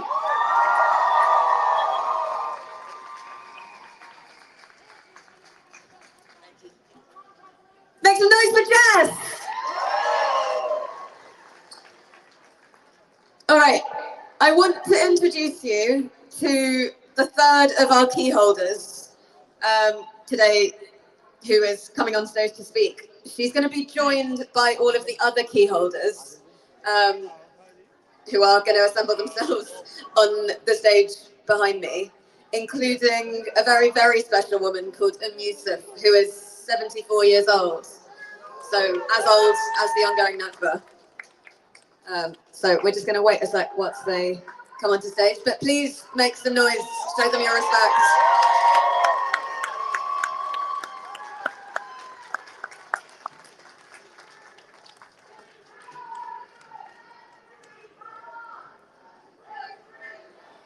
Free, free, free, free, free, free, free, free, free, free, free, free, free, free, free, free, free. All right, so the first of our speakers is a really wonderful young woman called Leanne Mohammed. She came to prominence when she was removed from a speaking competition because she spoke up for Palestine. And she's now a formidable student activist who refuses to be silenced and is the chair of KCL Palestine Society. So please give a very, very warm welcome to Leanne and to all of our key holders. Sisters and brothers, assalamu alaikum. This week, as you know, we Palestinians lost a family member, and you saw an entire people grieving from the youngest to the eldest. Shireen Abu Aqla, from witness to martyr. Her voice and spirit will no doubt live within us forever. But enough is enough. Israel's targeting of press, of medical workers and innocent Palestinian civilians cannot continue with impunity. They murder our journalists, they attack our funerals, they steal our homes, they chant for our death, they kill for our children, they raid our religious sites, they suffocate us at every angle, and the world watches in silence every single time. What will it take for the world leaders and the world's media to condemn this? There is no excuse for international powers not to act. And today, Downing Street's silence against Israel's unlawful crimes will not be tolerated. And so, we say shame on every politician, on every journalist, on every government, and on every human that turns a blind eye to this. How long will Israel get away with inflicting so much pain, so much violence, and so much terror? And while the terror of the occupation may be strong, never forget that our spirit remains stronger. Believe me, there is power in our unity, power in our voices, and power in our numbers. The struggle continues, but we are stronger together. And so today, I want them to hear us in Jerusalem. I want them to hear us in Gaza. I want them to hear us in Jenin. I want them to hear us in Masafir Yatta as we demand justice for Shireen, justice for Palestine, and an end to Israeli apartheid. What do we want? When do we want it? What do we want? When do we want it? Sisters and brothers, my name is Leanne Mohammed and I'm the granddaughter of 1948 Nekba survivors. 74 years ago today, my grandparents went to bed in their home in Haifa before waking up to refugee life the next day. Forced and driven out of Palestine by the Zionist Israeli occupation, ending up as refugees in Lebanon, displaced and exiled. Just like that, this was the beginning of the ongoing Nekba, and tomorrow we mark 74 years of it. 74 years of exile and family trauma, of dehumanization, and of a catastrophe that is ongoing. But what Israel failed to consider when they forcibly expelled 750,000 Palestinians, including my family, was that their grandchildren now, from all around the world, we are rising to defend their rights, and we will never give up until Palestine is free. Generation after generation, Palestine will never be forgotten, and Israel will never erase our stories or silence us. We will take back the narrative. We will own our narrative. We will tell our stories. We will continue to resist. We will never be defeated, and we will always be heard. Our struggle will not be over until every inch of Palestine is liberated, and until every single Palestinian refugee returns home. On this path of justice and on the right side of history, together, sisters and brothers, we have nothing to fear. So keep Palestine alive in your conversations, on your timelines, in your movement building, and in your hearts. Truth and justice will prevail. And a free Palestine begins with us, right here, right now. So stay with me. Free, free! Free, free! Free, free! We haven't forgotten, we still resist, and we shall return. And today, all these women, all these children with me are a testament to the ongoing Palestinian resistance that will never die until we return. Once again, I'd like to draw your attention to Hudson Yusuf, who's over here with the green key over here. Her daughter Heda and her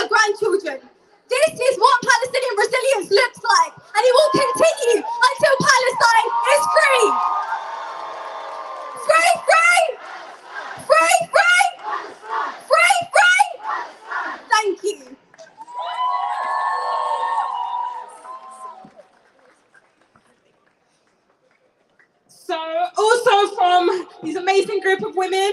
We've got another speaker, and this is Salma Dabakh, who's a lawyer, a writer, the CEO of International Centre of Justice for Palestinians. To give a warm welcome, Salma.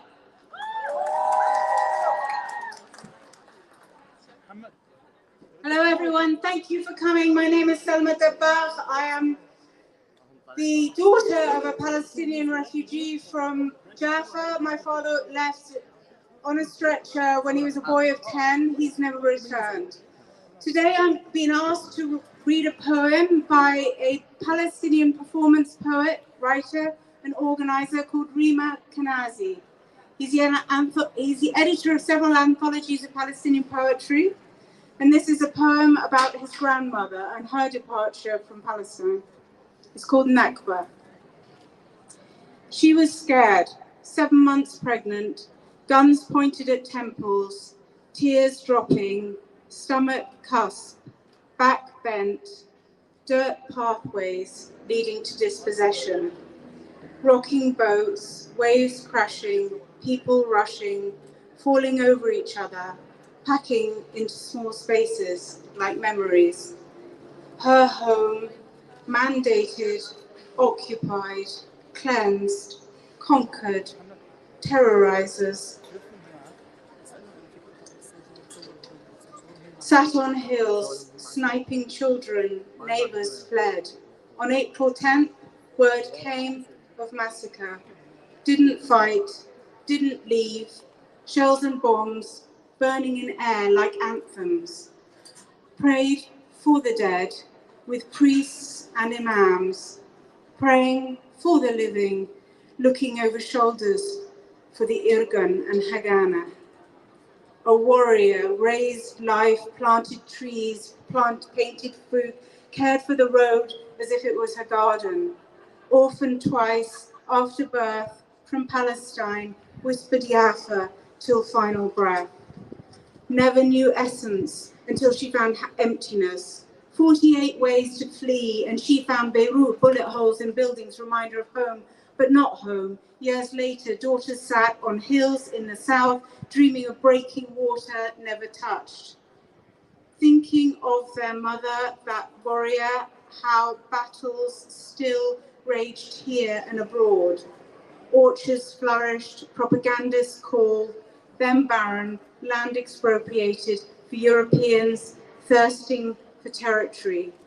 Colonist, non-native, not from here, plant fags, call it home, rename cities and villages, uprooting graveyards, wiping, clearing, cleansing, memory that this is not theirs. Passed away August 22nd, 2009. Frail hands shook, lip trembled, didn't want to die, but suffered decades. She spoke in Arabic, broken English, wounded words and murmurs, her eyes closed, but every so often they blinked brilliance. Memories that could not be erased, uprooted or cleansed.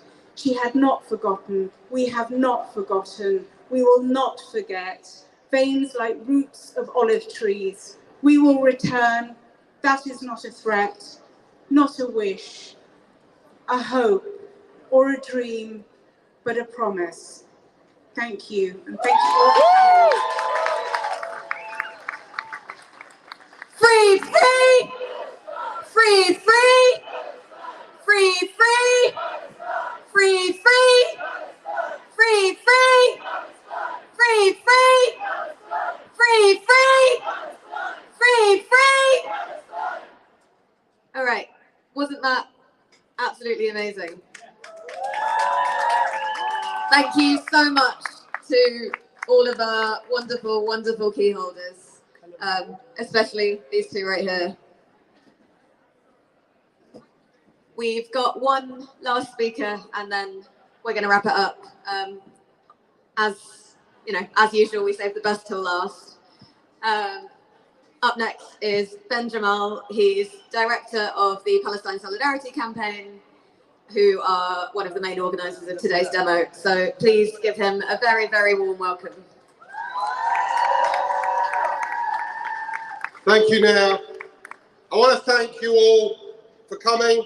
I want to thank all of the speakers we've heard today, But can I ask you to give a special, huge round of applause to all of the Palestinians who have marched with us today, carrying keys and telling us their family histories.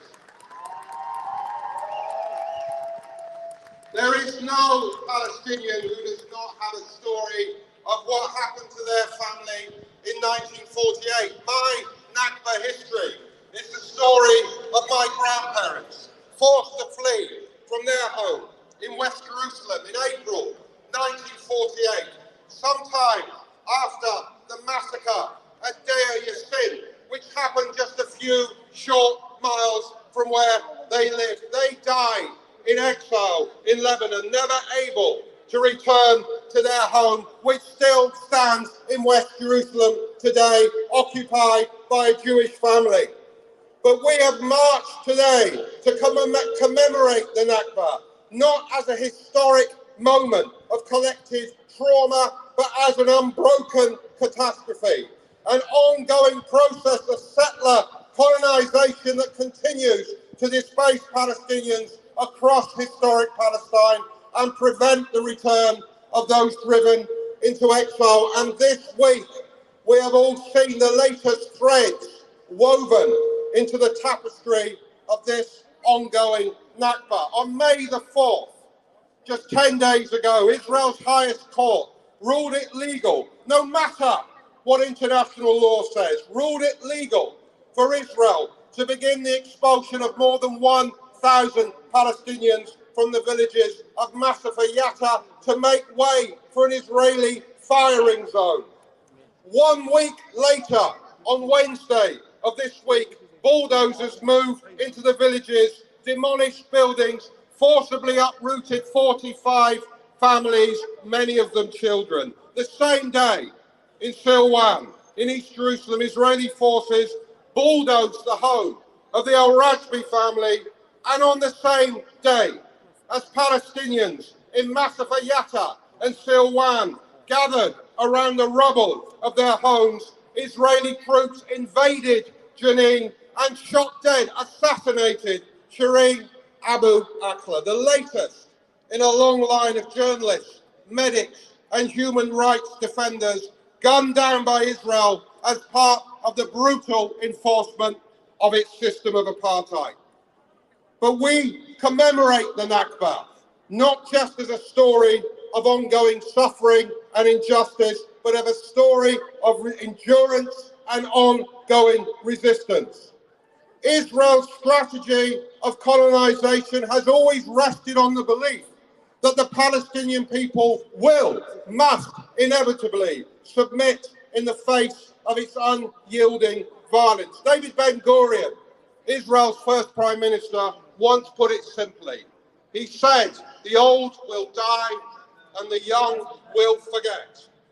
The young have not forgotten, and they continue to resist. Some of you will have seen this week Yara Al-Rajbi, the 10-year-old daughter of the Al-Rajbi family, standing next to the rubble of her demolished home and declaring boldly that she and her family will never be driven from their city of Jerusalem.